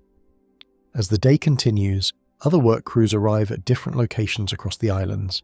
At Hagar Chim, builders are positioning enormous limestone slabs to create outer walls. At Manejdra, craftsmen are aligning their temple complex with astronomical events, ensuring that sunlight will penetrate specific chambers during solstices and equinoxes. At Tarxian, artists are creating intricate stone carvings depicting spirals, animals, and mysterious fertility symbols. The temple builders work with a sense of purpose that goes beyond mere construction. These structures are not houses or fortifications, they are sacred spaces, designed for rituals that we can only guess at today. The builders incorporate acoustic features into their designs, creating chambers where sound behaves in unusual ways. They carve altars from single blocks of stone and create elaborate decorative friezes that demonstrate an artistic sophistication that rivals later civilizations. What drives these people to undertake such monumental projects? Their society appears to be peaceful. No weapons have been found at the temple sites. No evidence of warfare or conflict exists in their archaeological record. Instead, they seem to be entirely focused on their religious and cultural activities. The temples become the center of their world, the places where their community gathers for ceremonies that bind them together as a people. The techniques they develop become increasingly sophisticated over time. They learn to create corbelled roofs, where each layer of stone slightly overhangs the one below, forming self-supporting domes without external supports. They master the art of lifting multi-ton stones to create towering walls. They develop methods for creating perfectly circular chambers and precisely angled entrances. But perhaps most remarkably, they accomplish all of this using only stone tools. No metal implements have been found at any of the temple sites. They work with flint axes, obsidian knives, stone hammers, and wooden levers. The obsidian, a volcanic glass sharper than modern surgical steel, comes from distant islands, indicating these builders maintain trade networks across the Mediterranean despite having no evidence of boats capable of long sea voyages.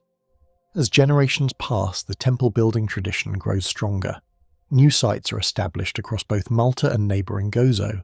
Each temple complex becomes more elaborate than the last. The builders seem to be pushing the boundaries of what is possible with their limited technology. Some of the later temples feature stone blocks weighing over 20 tons, moved and positioned with a precision that amazes modern engineers. The temples serve multiple functions within their society. They are places of worship, certainly, but also community centres where people gather for festivals and ceremonies. Archaeological evidence suggests they practice fertility rituals and possibly ancestor worship. Statues of rotund female figures, possibly representing mother goddesses or fertility symbols, have been found throughout the sites. The builders also demonstrate an understanding of astronomy that rivals later civilizations. The Nazca complex is aligned so precisely with celestial events that during the spring and autumn equinoxes, rays of sunlight illuminate specific stone slabs inside the temple. During the summer and winter solstices, the light hits different targets. This suggests the builders possessed detailed knowledge of the movements of the sun and stars, and incorporated this knowledge into their sacred architecture.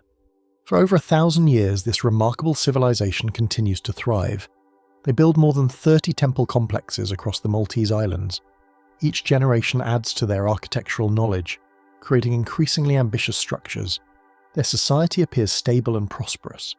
The islands support a growing population that has the time and resources to devote to these massive construction projects. But then, around 2500 BC, something catastrophic happens. The temple building stops. Not gradually, not as part of a natural decline, but suddenly and completely. The sites are abandoned. The people who created these magnificent structures seem to vanish from history.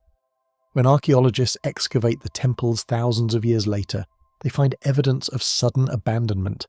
Tools left scattered on work tables, unfinished carvings, construction projects halted mid-completion. What happened to the temple builders? Modern researchers have proposed several theories. Perhaps environmental degradation caused by deforestation and over-farming led to soil erosion and famine. Maybe climate change brought droughts that the island's ecosystem could not survive. Genetic studies suggest the population may have become too inbred due to isolation, leading to health problems and reduced fertility. Some evidence points to the arrival of Bronze Age peoples from Sicily and North Africa, who may have conquered or absorbed the temple builders into their own culture. When the first modern archaeologists began studying the Maltese temples in the 19th century, they could hardly believe what they were seeing.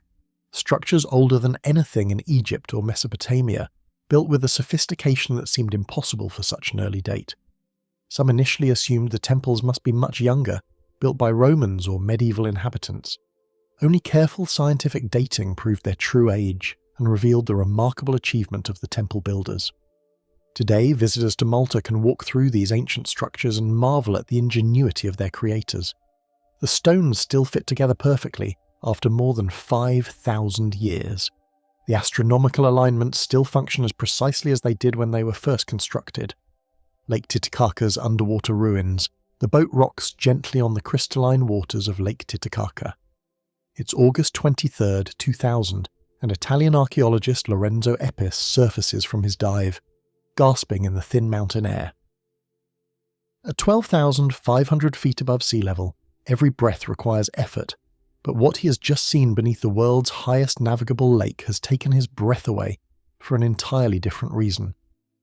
In his waterproof notepad, he scribbles frantically, "Massive stone walls, perfectly cut blocks, this changes everything." Epis leads the Atahualpa 2000 expedition, a joint venture between the Acacor Geographical Exploring Society and Bolivian authorities. For weeks, his international team has been diving in these sacred waters, following local legends that spoke of ancient cities swallowed by the lake. Now, after more than 200 dives in these challenging conditions, they have found something that will rewrite the history books. The discovery begins with a shadow on the lake floor. At 30 feet below the surface, Epis's diving team spots what appears to be an unnaturally straight line running along the bottom. As they follow this formation, it becomes clear they are looking at work stone. Not random rocks that fell from the shoreline, but precisely cut blocks arranged in deliberate patterns. The stones are massive, some weighing several tons, and they extend far beyond what the divers can see in the murky water. Diving at this altitude presents unique challenges that make every minute underwater precious. The reduced atmospheric pressure affects decompression tables, forcing the team to use specialized dive computers programmed for high-altitude conditions. The thin air means less oxygen in their blood, increasing the risk of decompression sickness. Each dive must be carefully planned and executed, with extended safety stops on the way to the surface. Despite these difficulties, the team pushes forward. Each day brings new revelations. What started as a single wall reveals itself to be part of a much larger complex. The divers map out structures that stretch across the lake floor like the foundations of a lost city. They discover a rectangular formation measuring 200 meters long and 50 meters wide. The precise geometry and massive scale suggest this was once a major temple or ceremonial center. As the mapping continues, the true scope of the discovery becomes apparent. The team finds agricultural terraces, perfectly preserved under the water. These step formations once allowed ancient farmers to cultivate crops on the steep underwater slopes. The engineering required to build such terraces underwater, or to have them survive submersion, demonstrates a level of sophistication that challenges our understanding of pre-Columbian civilizations. The expedition uncovers a pre-Incan road running beneath the lake. This ancient highway is paved with fitted stones and shows evidence of careful construction. It extends for hundreds of meters across the lake floor, connecting different parts of the submerged complex. The road's existence raises troubling questions about the timeline of these structures. Was this area once dry land? If so, when did the waters rise to cover these impressive constructions?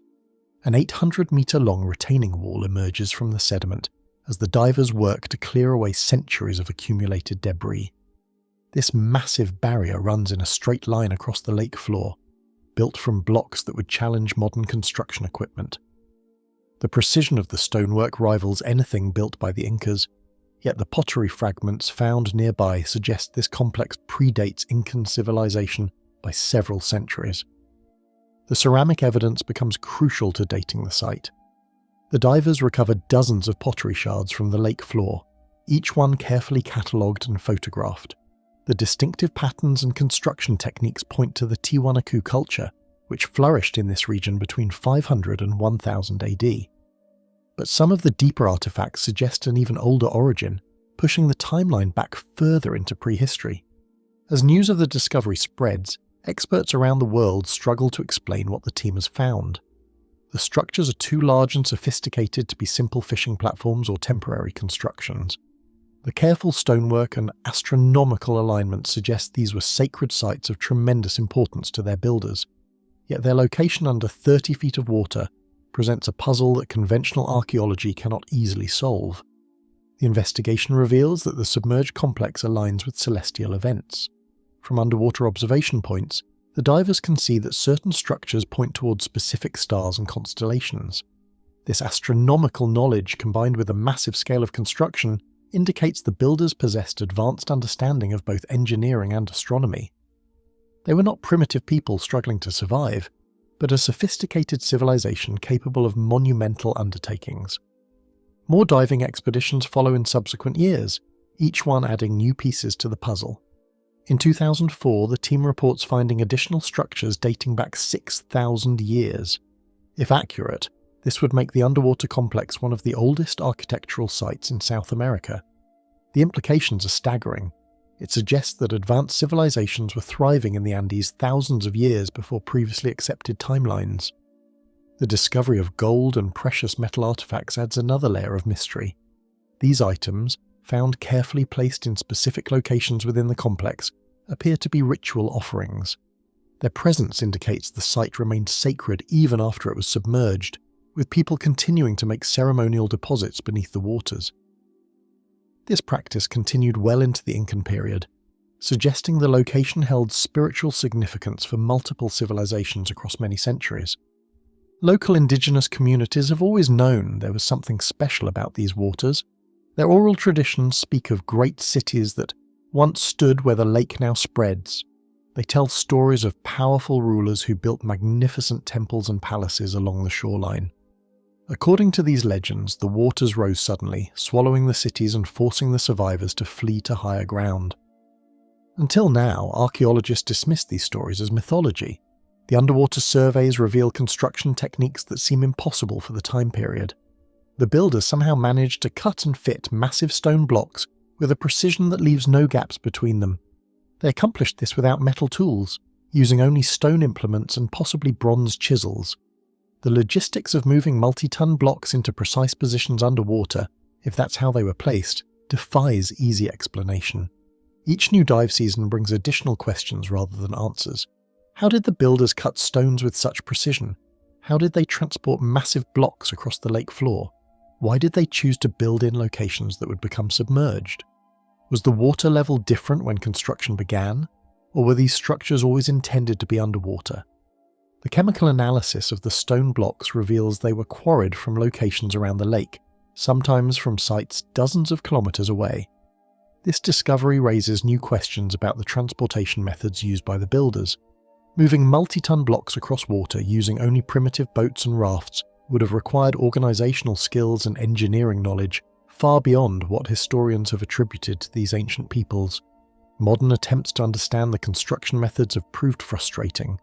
Engineers using computer models cannot figure out how the blocks were positioned so precisely. Experimental archaeologists have tried to replicate the stone-cutting techniques using period-appropriate tools with limited success. The more researchers study the underwater complex, the more mysterious it becomes. Carnac stones, France. Along the windswept coastline of Brittany, France, a phenomenon stretches across the landscape that defies simple explanation. More than 3,000 standing stones march in perfect lines across the countryside near the village of Carnac. These ancient sentinels, some towering 20 feet into the sky, others barely reaching a person's waist, have stood in their precise formations for over 6,000 years. The local villagers call them menhirs, but their true purpose remains one of archaeology's greatest puzzles. The Carnac alignments represent the largest megalithic site in the world. The stones extend for more than 10 kilometers across the Breton landscape, arranged in three main groups: Menec, Kermario, and Kurlaskan. At Menec alone, 1,169 stones stand in 11 parallel rows. Each alignment begins with the tallest stones and gradually decreases in height, creating an optical illusion that makes the rows appear to continue endlessly into the distance. These monuments were not randomly placed. The builders carefully selected specific types of granite, quarrying stones from locations up to 80 kilometers away. They transported these massive blocks using methods we can only guess at, positioning them with astronomical precision. The western ends of the alignments point towards sunset positions during specific times of the year, suggesting the builders possessed sophisticated knowledge of celestial movements. The construction of Carnac required extraordinary social organization. Recent estimates suggest it would have taken 2,000 people working for 5 years just to erect the stones at Menec. This level of coordination implies a complex society with specialized roles, hierarchical leadership, and the ability to mobilize vast human resources for a single project. The builders created not just monuments, but a statement about their civilization's power and permanence. Local Breton culture has woven the stones into its very identity. Ancient legends claim the alignments of Roman soldiers turned to stone by the wizard Merlin. Another tale describes them as a pagan army frozen by St. Cornelius as they pursued him to the sea. These stories reflect a deep cultural need to explain the inexplicable, to find meaning in monuments left by people who disappeared into prehistory without leaving written records. The spiritual significance of Carnac extends far beyond folklore. Archaeological evidence suggests the site served as a sacred landscape for multiple civilizations across thousands of years. Burial chambers, called dolmens, are scattered throughout the area. Votive offerings have been found buried near the stones. The site appears to have functioned as a pilgrimage destination, drawing people from across Europe to participate in rituals whose nature we can only imagine. But Carnac is not unique. Similar megalithic alignments appear across the globe in a pattern that suggests either widespread cultural exchange or independent development of the same ideas by different civilizations. In Ireland, the stone rows at Beagmore feature 7 circles and multiple alignments that mirror astronomical events. Scotland's Hill of Many Stains contains more than 200 small stones, arranged in 22 parallel rows. These sites share uncanny similarities with Carnac, despite being separated by hundreds of miles and potentially centuries of construction time. The phenomenon extends far beyond Europe. In Armenia, the Hartashan megalithic avenue consists of 2 parallel rows of massive basalt stones, each arrangement containing 3 distinct lines. The precision of the construction and the astronomical alignments echo the patterns found at Carnac. The Senegambian stone circles of West Africa represent the largest concentration of megalithic sites on Earth, with over 1,000 locations spread across 30,000 square kilometres. These African monuments share the same emphasis on celestial observation and community gathering that characterises the European sites. India's megalithic sites add another dimension to this global phenomenon. In Kerala and Tamil Nadu, thousands of stone circles, burial chambers and standing stones dot the landscape. These monuments date to different periods than their European counterparts, yet they demonstrate the same sophisticated understanding of astronomy and engineering. The builders arrange stones to mark seasonal changes, track lunar cycles, and commemorate the dead through elaborate burial rituals. Even more intriguing are the megalithic sites of East Asia. In Japan, stone circles at Oyu and other locations share striking similarities with European designs. Korea's dolmens number in the tens of thousands, representing one of the world's largest concentrations of megalithic monuments. These Asian sites suggest that the impulse to build with massive stones transcended cultural and geographical boundaries, appearing independently in societies that had no contact with each other. The astronomical connections become even more compelling when examined globally. At Nabta Playa in Egypt, a stone circle older than Stonehenge tracks the summer solstice and maps constellations with remarkable accuracy. Peru's Sacsayhuamán incorporates megalithic walls aligned with celestial events. Easter Island's Moai statues face inland toward astronomical phenomena rather than out to sea. The pattern repeats across continents.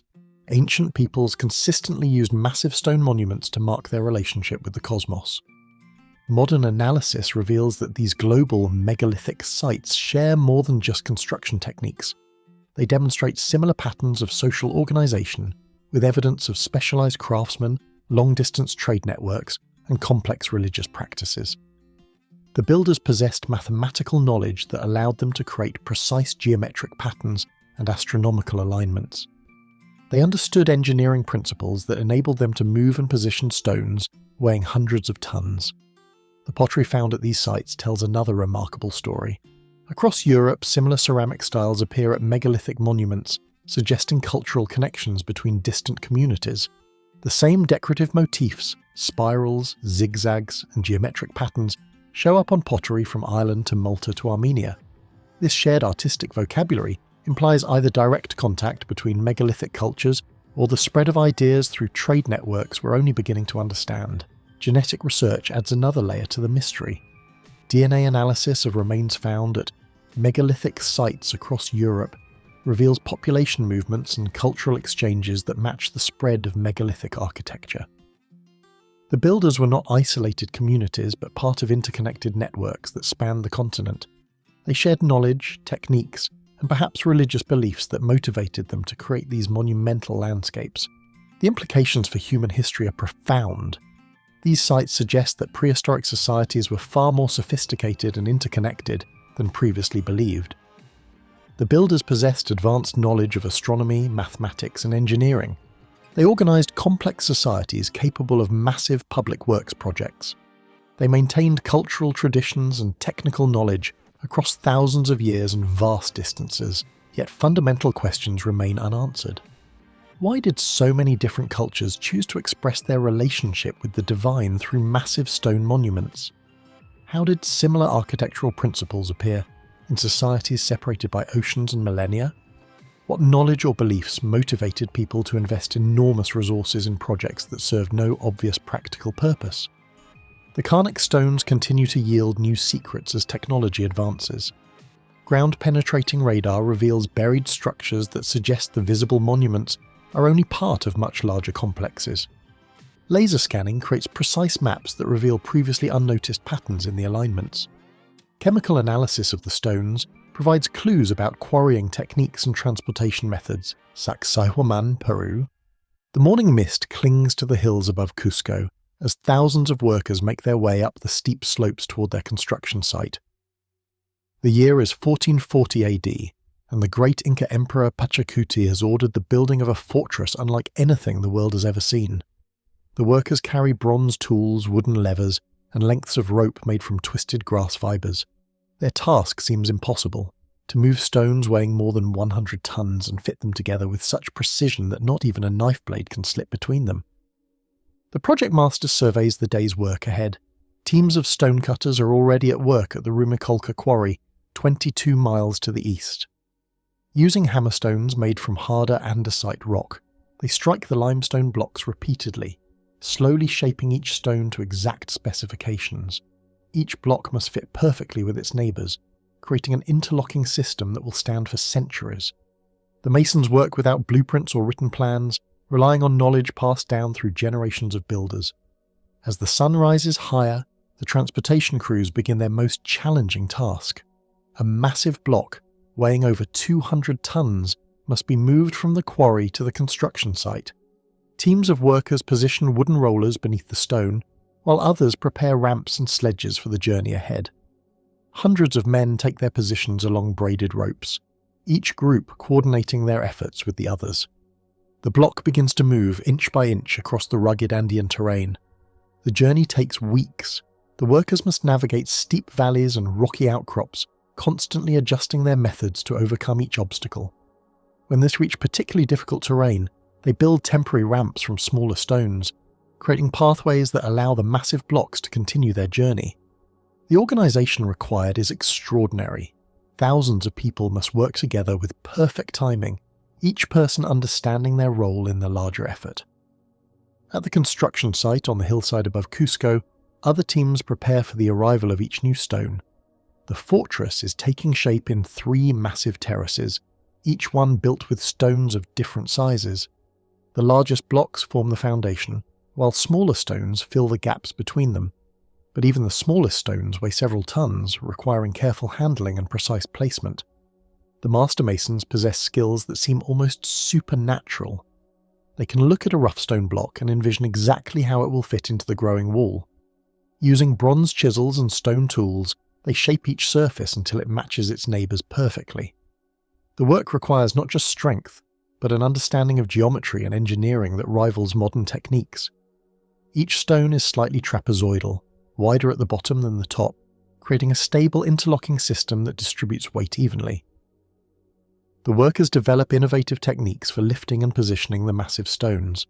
They build earthen ramps that spiral around the growing walls, allowing them to raise blocks to incredible heights. Teams of men coordinate their efforts using rope and lever systems, gradually manoeuvring each stone into its final position. The precision required is remarkable. A single mistake could destroy months of work and potentially injure dozens of workers. As the fortress grows, its purpose becomes clear. This is not merely a defensive structure, but a statement of Inca power and engineering capability. The zigzag design of the walls serves both practical and symbolic purposes. The angles provide defensive advantages, allowing warriors to attack enemies from multiple directions. But they also demonstrate the builder's mastery over stone, their ability to create complex geometric patterns on a massive scale. The construction incorporates knowledge that goes beyond mere building techniques. The walls lean slightly inward, creating a subtle curve that helps them withstand earthquakes. The irregular shapes of the stones actually strengthen the structure, as each block supports its neighbours in multiple directions. The builders understand principles of physics and engineering that allow their work to survive natural disasters that would destroy conventional buildings. Religious significance infuses every aspect of the construction. The fortress includes temples dedicated to Inti, the sun god, and other important deities. Workers perform ceremonies before moving each major stone, asking for the god's blessing on their efforts. The site itself holds sacred meaning, positioned to align with important astronomical events and to command views of the surrounding mountains, which the Incas consider divine beings. The project requires resources from across the empire. Stone comes from quarries dozens of miles away. Bronze tools arrive from specialized workshops in distant valleys. Food and supplies flow in from agricultural centers throughout the realm. The construction of Sacsayhuamán demonstrates the Incas' ability to mobilize their entire civilization for a single monumental undertaking. After decades of work, the fortress stands complete. Its walls rise 60 feet above the Cusco Valley, built from stones fitted together with mechanical precision. Storage chambers hold weapons, armor, food, and precious metals. Temples provide spaces for religious ceremonies. Administrative buildings house the officials who govern this section of the empire. The fortress represents the pinnacle of Inca achievement, a perfect fusion of engineering skill and artistic vision. But the glory proves short-lived. In 1533, Spanish conquistadors arrive in Cusco and begin dismantling the Inca Empire. The fortress becomes a symbol of resistance when Manco Inca leads a rebellion against the invaders in 1536. Inca warriors occupy Sacsayhuamán and use it as a base for attacking the Spanish garrison in Cusco below. From the fortress walls, they rain down stones and arrows on their enemies, turning the engineering marvel into an instrument of war. The Spanish realize they must recapture the fortress or face defeat. Juan Pizarro leads a desperate assault on the walls, using ladders and grappling hooks to scale the massive stones. The battle is fierce and costly. Juan Pizarro dies from injuries sustained during the attack, struck by a stone thrown from the fortress walls. But the Spanish eventually succeed in retaking Sacsayhuamán, ending the most serious threat to their conquest of Peru. After the Spanish victory, the systematic destruction begins. The conquistadors recognize that the fortress represents Inca power and must be dismantled to prevent future rebellions. They use the precisely cut stones to build their own structures in Cusco, recycling the blocks that had taken decades to quarry and position. Only the larger stones, those too massive to move easily, remain in their original positions. When modern archaeologists first study Sacsayhuamán in the 20th century, they struggle to understand how the Incas accomplished such remarkable engineering. The precision of the stonework surpasses anything built in Europe at the same time. The massive scale of the construction rivals modern projects that rely on sophisticated machinery. Computer analysis reveals that the stones fit together with tolerances measured in millimeters, achieving a level of accuracy that challenges contemporary builders. Recent investigations using ground-penetrating radar and laser scanning reveal that the visible ruins represent only a fraction of the original complex. Underground chambers and passages extend far beneath the fortress, creating a three-dimensional maze of storage areas and defensive positions. The full scope of the Inca achievement becomes apparent only as modern technology peels back the layers of time and destruction. The mystery deepens with each new discovery. How did the Incas cut stones with such precision using only bronze tools? How did they transport blocks weighing hundreds of tons across mountainous terrain? How did they achieve such perfect fits between irregularly shaped stones, the Antikythera mechanism? The Mediterranean waters off the Greek island of Antikythera are crystal clear but treacherous. In October 1900, a crew of sponge divers seeking their fortune beneath the waves encounters something that will change our understanding of ancient technology forever. Captain Demetrius Kondos and his men are diving for natural sponges when they stumble upon a Roman shipwreck from the 1st century BCE.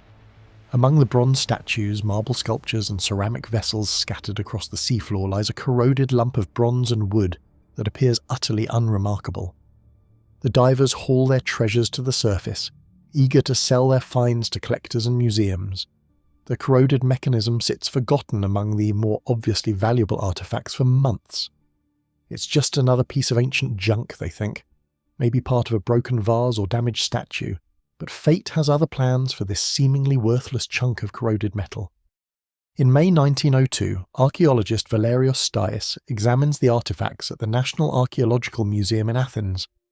As he studies the corroded mass, something catches his eye. Embedded in the green-black patina, he spots what appears to be a gear wheel. The discovery sends shockwaves through the archaeological community. Gears in ancient Greece? The very idea challenges everything historians believe about ancient technology. The investigation begins in earnest, but the mechanism refuses to give up its secrets easily. The bronze is fused into an almost impenetrable mass after 2 millennia underwater. Early researchers can only glimpse fragments of gears and inscriptions through cracks in the corrosion. They realize they're looking at something unprecedented, but the full extent of the discovery remains hidden within the corroded bronze. For decades, the mechanism sits in the museum, occasionally studied but never fully understood. Some scholars dismiss it as a modern intrusion into the ancient wreck. Others suggest it might be some form of navigational instrument or simple clock. The mainstream archaeological community remains skeptical. Ancient Greeks were philosophers and artists, not precision engineers. They couldn't possibly have created complex mechanical computers. In 1951, British physicist Derek de Solla Price becomes fascinated with the mysterious device. He approaches the problem like a detective, using X-ray photography to peer inside the corroded mass. What he discovers defies all expectations. The mechanism contains at least 30 precision-cut bronze gears, arranged in complex trains that calculate astronomical positions with remarkable accuracy. Price realizes he's looking at an ancient computer, designed to predict eclipses, track planetary movements, and calculate the dates of Olympic Games. Price's research reveals that the device operates on multiple levels simultaneously. The main gear train models the motion of the Sun and Moon through the zodiac. A secondary system tracks the 4-year Olympic cycle. Most remarkably, the mechanism accounts for the irregular motion of the Moon, using a pin and slot device that perfectly models the elliptical orbit that wouldn't be understood by European scientists until the time of Johannes Kepler, 1,500 years later. But Price's conclusions face immediate resistance from the academic establishment. The mainstream theory emerges quickly and definitively. The Antikythera mechanism represents an isolated achievement by a single brilliant craftsman, probably working in Rhodes around 100 BCE. It's a technological dead end, they argue, a remarkable but ultimately unimportant curiosity that had no influence on subsequent development. Ancient Greeks were capable of sophisticated mathematics and astronomy, so one clever inventor could theoretically have created such a device. This comfortable explanation begins to crumble as researchers dig deeper into the evidence. Modern CT scanning reveals that the mechanism is far more complex than Price ever imagined. The device contains multiple subsidiary dials that track various astronomical cycles. Inscriptions cover nearly every surface, providing operating instructions and astronomical data. The precision of the gear cutting exceeds anything found in medieval clocks, requiring manufacturing techniques that supposedly didn't exist until the Renaissance. The construction details raise troubling questions about the mainstream narrative. The gears are cut with a precision that suggests the makers had access to sophisticated measuring instruments and cutting tools. The bronze alloy used in the gears differs from typical ancient bronze, indicating specialized metallurgical knowledge. The inscriptions reference astronomical theories and mathematical concepts that imply a deep understanding of complex celestial mechanics. More disturbing evidence emerges from the wreck site itself. Recent underwater excavations have recovered additional bronze fragments that appear to belong to similar devices. If the mechanism was truly unique, why are there multiple examples on the same ship? The presence of several such devices suggests they were being transported as valuable trade goods, implying a broader manufacturing tradition rather than a single inventor's creation. The dating evidence also presents problems for the mainstream theory. While the shipwreck dates to the 1st century BCE, the astronomical data programmed into the mechanism points to calculations from the 3rd century BCE or earlier. This suggests the device was already old when the ship sank, possibly an antique even then. If the mechanism represents the work of one brilliant inventor, why does it encode astronomical data from generations before its creation? Alternative researchers propose more radical explanations. Some argue that the mechanism represents evidence of a lost advanced civilization that possessed technological knowledge far exceeding conventional historical timelines. They point to the device's sophistication as proof that ancient peoples had access to precision manufacturing techniques and mathematical concepts that mainstream history claims were impossible for the time period. The ancient astronaut theorists go even further, suggesting the mechanism might represent reverse-engineered extraterrestrial technology. They argue that the device's complexity exceeds human capabilities for its era, requiring outside intervention to explain its existence. The precision of the gears and the sophistication of the astronomical calculations, they claim, could only have been achieved with alien assistance or technology. But these alternative theories face their own challenges. Critics point out that the mechanism, while sophisticated, operates entirely within the bounds of known ancient Greek mathematical and astronomical knowledge. The geometric principles used in its construction appear in the works of Hipparchus and other Greek mathematicians. The astronomical theories it embodies match those found in contemporary Greek texts. No obviously anachronistic elements appear in its design. Recent research using advanced imaging techniques reveals new layers of complexity that deepen the mystery rather than solving it. The mechanism contains features that researchers are still trying to understand. Hidden inscriptions reference unknown astronomical cycles. Gear ratios encode mathematical relationships that don't appear in any surviving ancient texts. The more we learn about the device, the more questions it raises about the true extent of ancient technological capabilities. The investigation has also revealed that the mechanism was designed to operate for centuries without maintenance. The gear trains account for long-term astronomical cycles that would only become relevant over extended periods. This suggests the builders expected their civilization to continue using and understanding the device for generations. Such planning implies a stable, sophisticated society, with confidence in its technological continuity. Modern attempts to recreate the mechanism using period-appropriate tools have met with limited success. While craftsmen can reproduce individual components, creating the complete device with ancient techniques proves extremely challenging. The precision required for the gear cutting and assembly suggests the original makers possessed skills and knowledge that we're still struggling to understand and replicate. Easter Island's Moai. The outrigger canoe cuts through the rolling Pacific swells as the first Polynesian settlers catch sight of their new home. It is the year 1000 CE, and after weeks of navigation by stars and ocean currents, they have found the small triangle of land they will call Rapa Nui. The island rises from the endless blue like a gift from the gods, its volcanic peaks promising fresh water and fertile soil. These master navigators have travelled over 2,000 miles from their nearest neighbours, but they bring with them everything needed to build a new civilization. Sweet potatoes, taro, bananas, chickens, and most importantly, the knowledge and traditions of their ancestors. The leader of this expedition, perhaps a chief named Hotu Matua according to island legends, stands at the bow of his vessel as it approaches the rocky shoreline. He does not yet know that his descendants will create one of the world's most mysterious civilizations, or that they will populate this remote island with nearly 1,000 giant stone figures that will puzzle future generations for centuries to come. All he knows is that his people have found a new home, isolated but rich with possibilities. The early settlers established their communities along the coastline, building their traditional oval houses from stone foundations, topped with wooden frames and thatched roofs.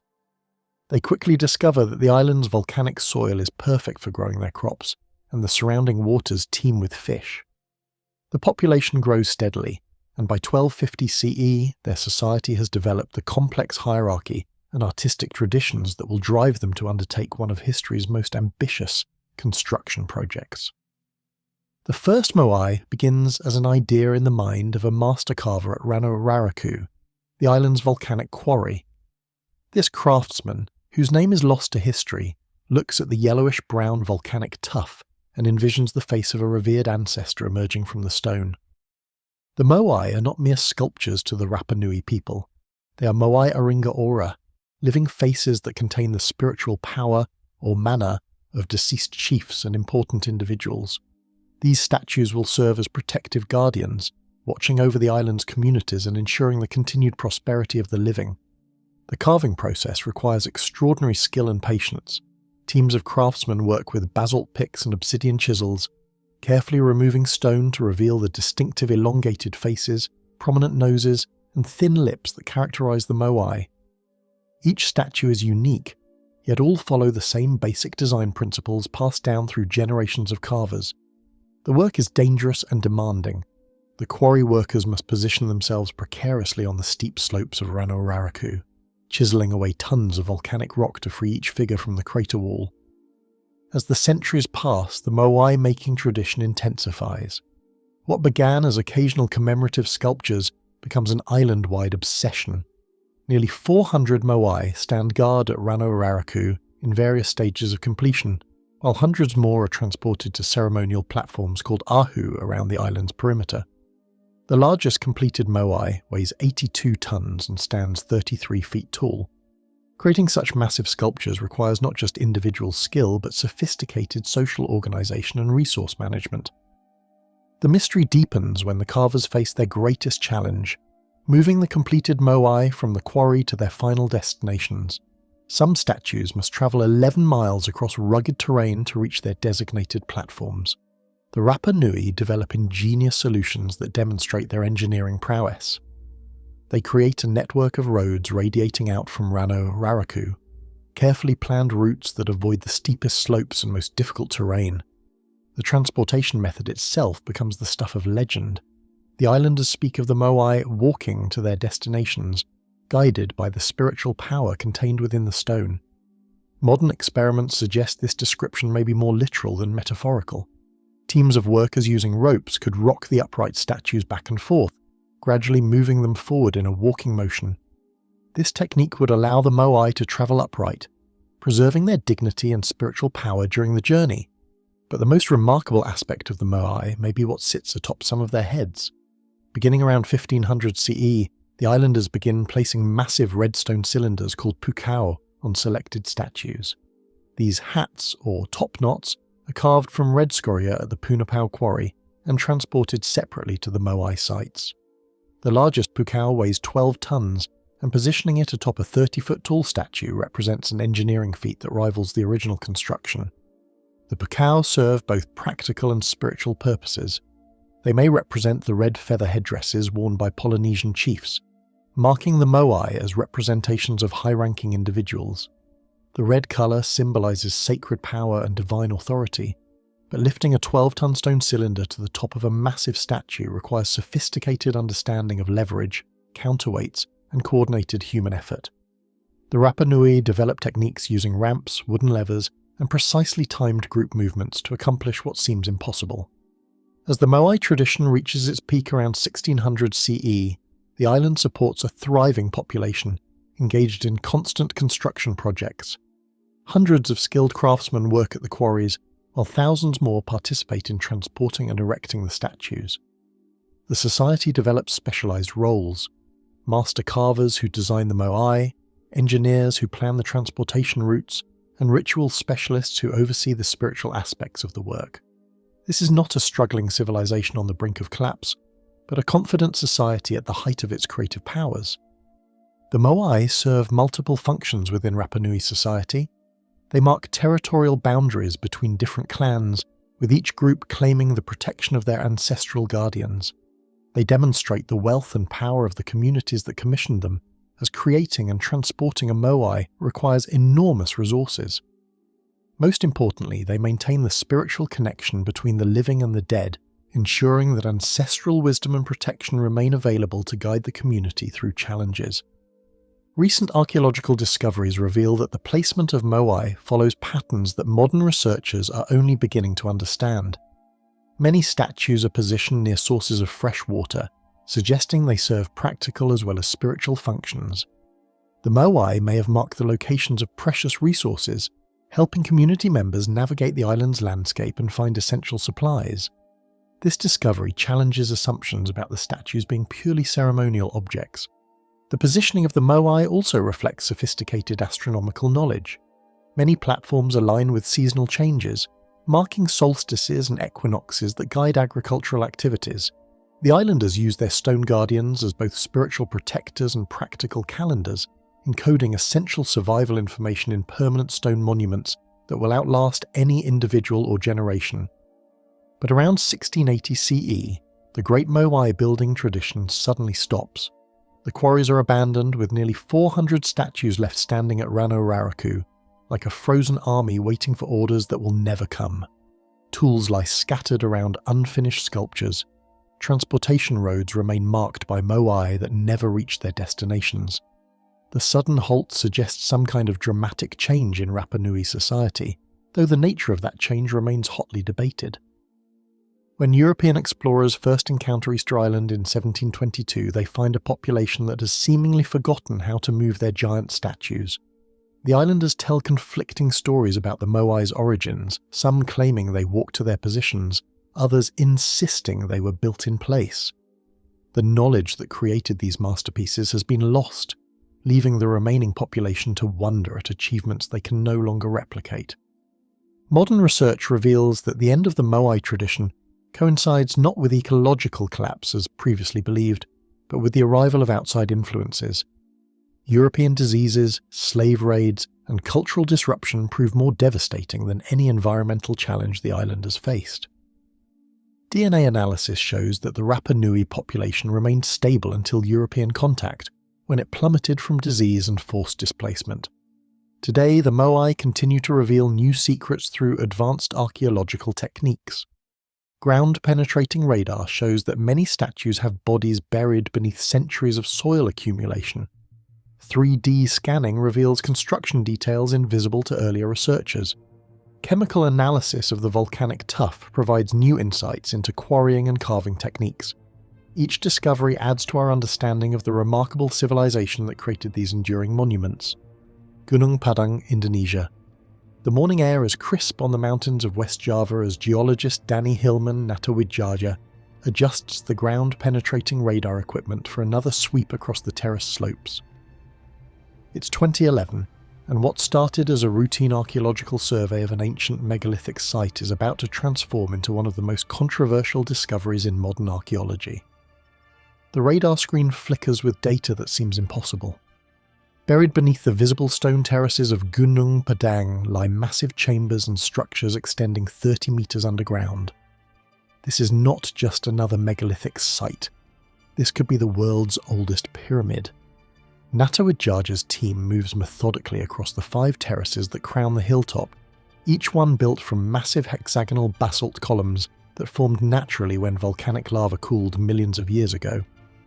The visible structure is impressive enough, with perfectly fitted stone walls rising in stepped levels toward the summit.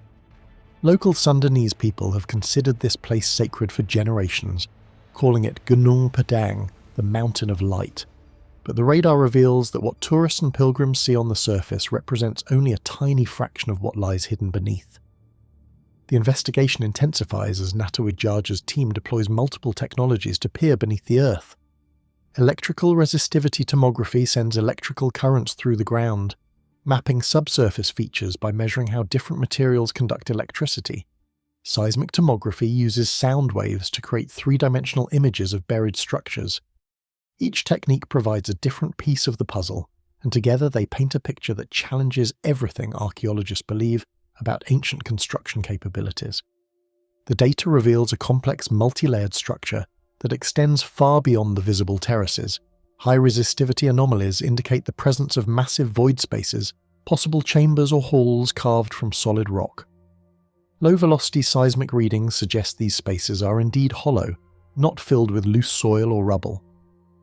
The structures appear to be arranged in geometric patterns, with rectangular and circular formations that suggest deliberate human construction rather than natural geological processes. But the real shock comes when the team begins drilling core samples to obtain material for radiocarbon dating. The first dates from organic material found in the buried layers return results that stagger the archaeological community. 9,000 years old, then 15,000 years, then an impossible 25,000 years. If accurate, these dates would push back the timeline of advanced human construction by tens of thousands of years, making Gunung Padang older than Stonehenge, older than the pyramids of Egypt, older than any major megalithic site known to archaeology. The engineering challenges presented by the buried structures seem insurmountable for any ancient civilization. The radar and seismic data indicate precisely cut chambers with perfectly straight walls and geometric layouts. Some of the underground spaces appear to be over 100 meters long, carved from solid volcanic rock with a precision that would challenge modern mining equipment. The builders would have needed to remove thousands of tons of rock, transport it away from the site, and create finished chambers with smooth walls and exact dimensions. Modern engineers studying the data struggle to understand how such construction could have been accomplished with prehistoric technology. Cutting chambers through solid volcanic rock requires tools harder than the stone itself. Moving the excavated material up through 30 meters of overlying rock and soil would demand sophisticated lifting systems and transportation methods. Creating the geometric precision evident in the buried structures would require advanced surveying techniques and mathematical knowledge. Attempts to understand the construction methods lead researchers to examine the visible surface terraces for clues about ancient building techniques. The hexagonal basalt columns used in the walls were clearly selected for their natural geometric properties, but fitting them together with millimeter precision required sophisticated understanding of stoneworking. The builders somehow managed to create perfectly level terraces on a sloping hillside, requiring precise measurements and extensive earthwork. The retaining walls that support each terrace demonstrate engineering principles that modern builders still use today. The ancient constructors understood load distribution, drainage, and structural stability. They created walls that have survived thousands of years of earthquakes, tropical storms, and geological settling. The precision of the stonework rivals anything built by later civilizations, yet supposedly predates them by millennia. But the more researchers investigate Gunung Padang, the more questions arise about the true nature of the discoveries. Critics argue that the radar anomalies could represent natural geological features rather than human construction. Volcanic regions commonly contain caves, lava tubes, and other void spaces created by geological processes. The high resistivity readings might indicate porous volcanic rock rather than artificial chambers.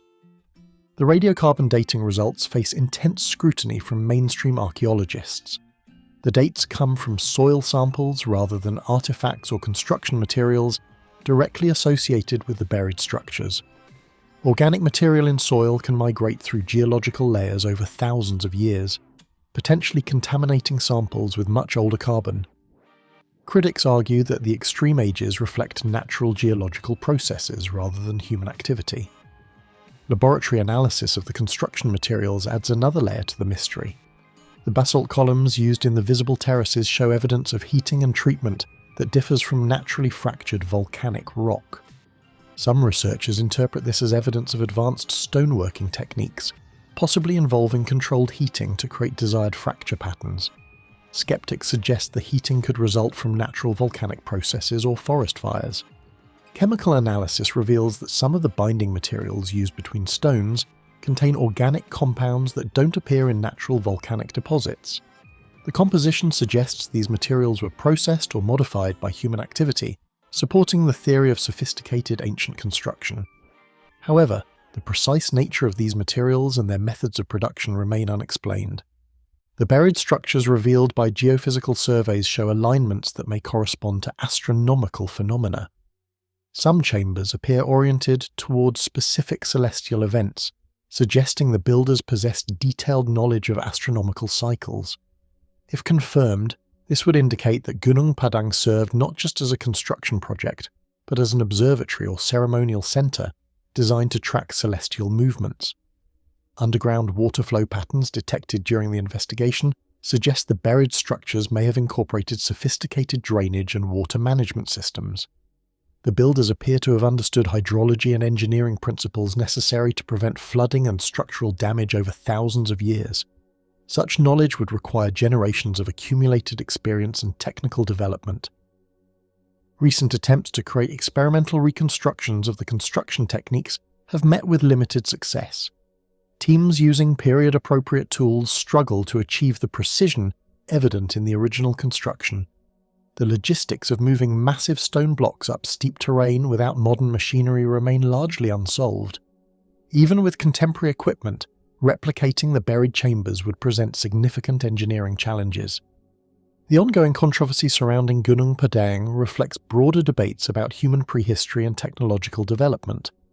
The site challenges conventional timelines that place advanced construction capabilities much later in human history. If the claims prove accurate, they would require fundamental revisions to our understanding of ancient civilizations and their capabilities. Meanwhile, the investigation continues as new technologies provide additional methods for examining the buried structures. Advanced radar systems offer higher resolution images of subsurface features. Cosmic ray muon tomography, borrowed from particle physics, can map underground chambers without invasive drilling. Each new technique adds data to an increasingly complex picture that may take decades to fully interpret. The stones still stand, the chambers still echo with mystery, the alignments still point to stars we've forgotten how to read. From the impossible walls of Sacsayhuamán to the sunken temples of Lake Titicaca, from the walking statues of Easter Island to the buried pyramid of Gunung Padang, we've travelled through time to witness achievements that shouldn't exist. Each site tells the same story. Our ancestors were far more capable than we ever imagined. The ancients left us a message written in stone. We're still learning how to read it.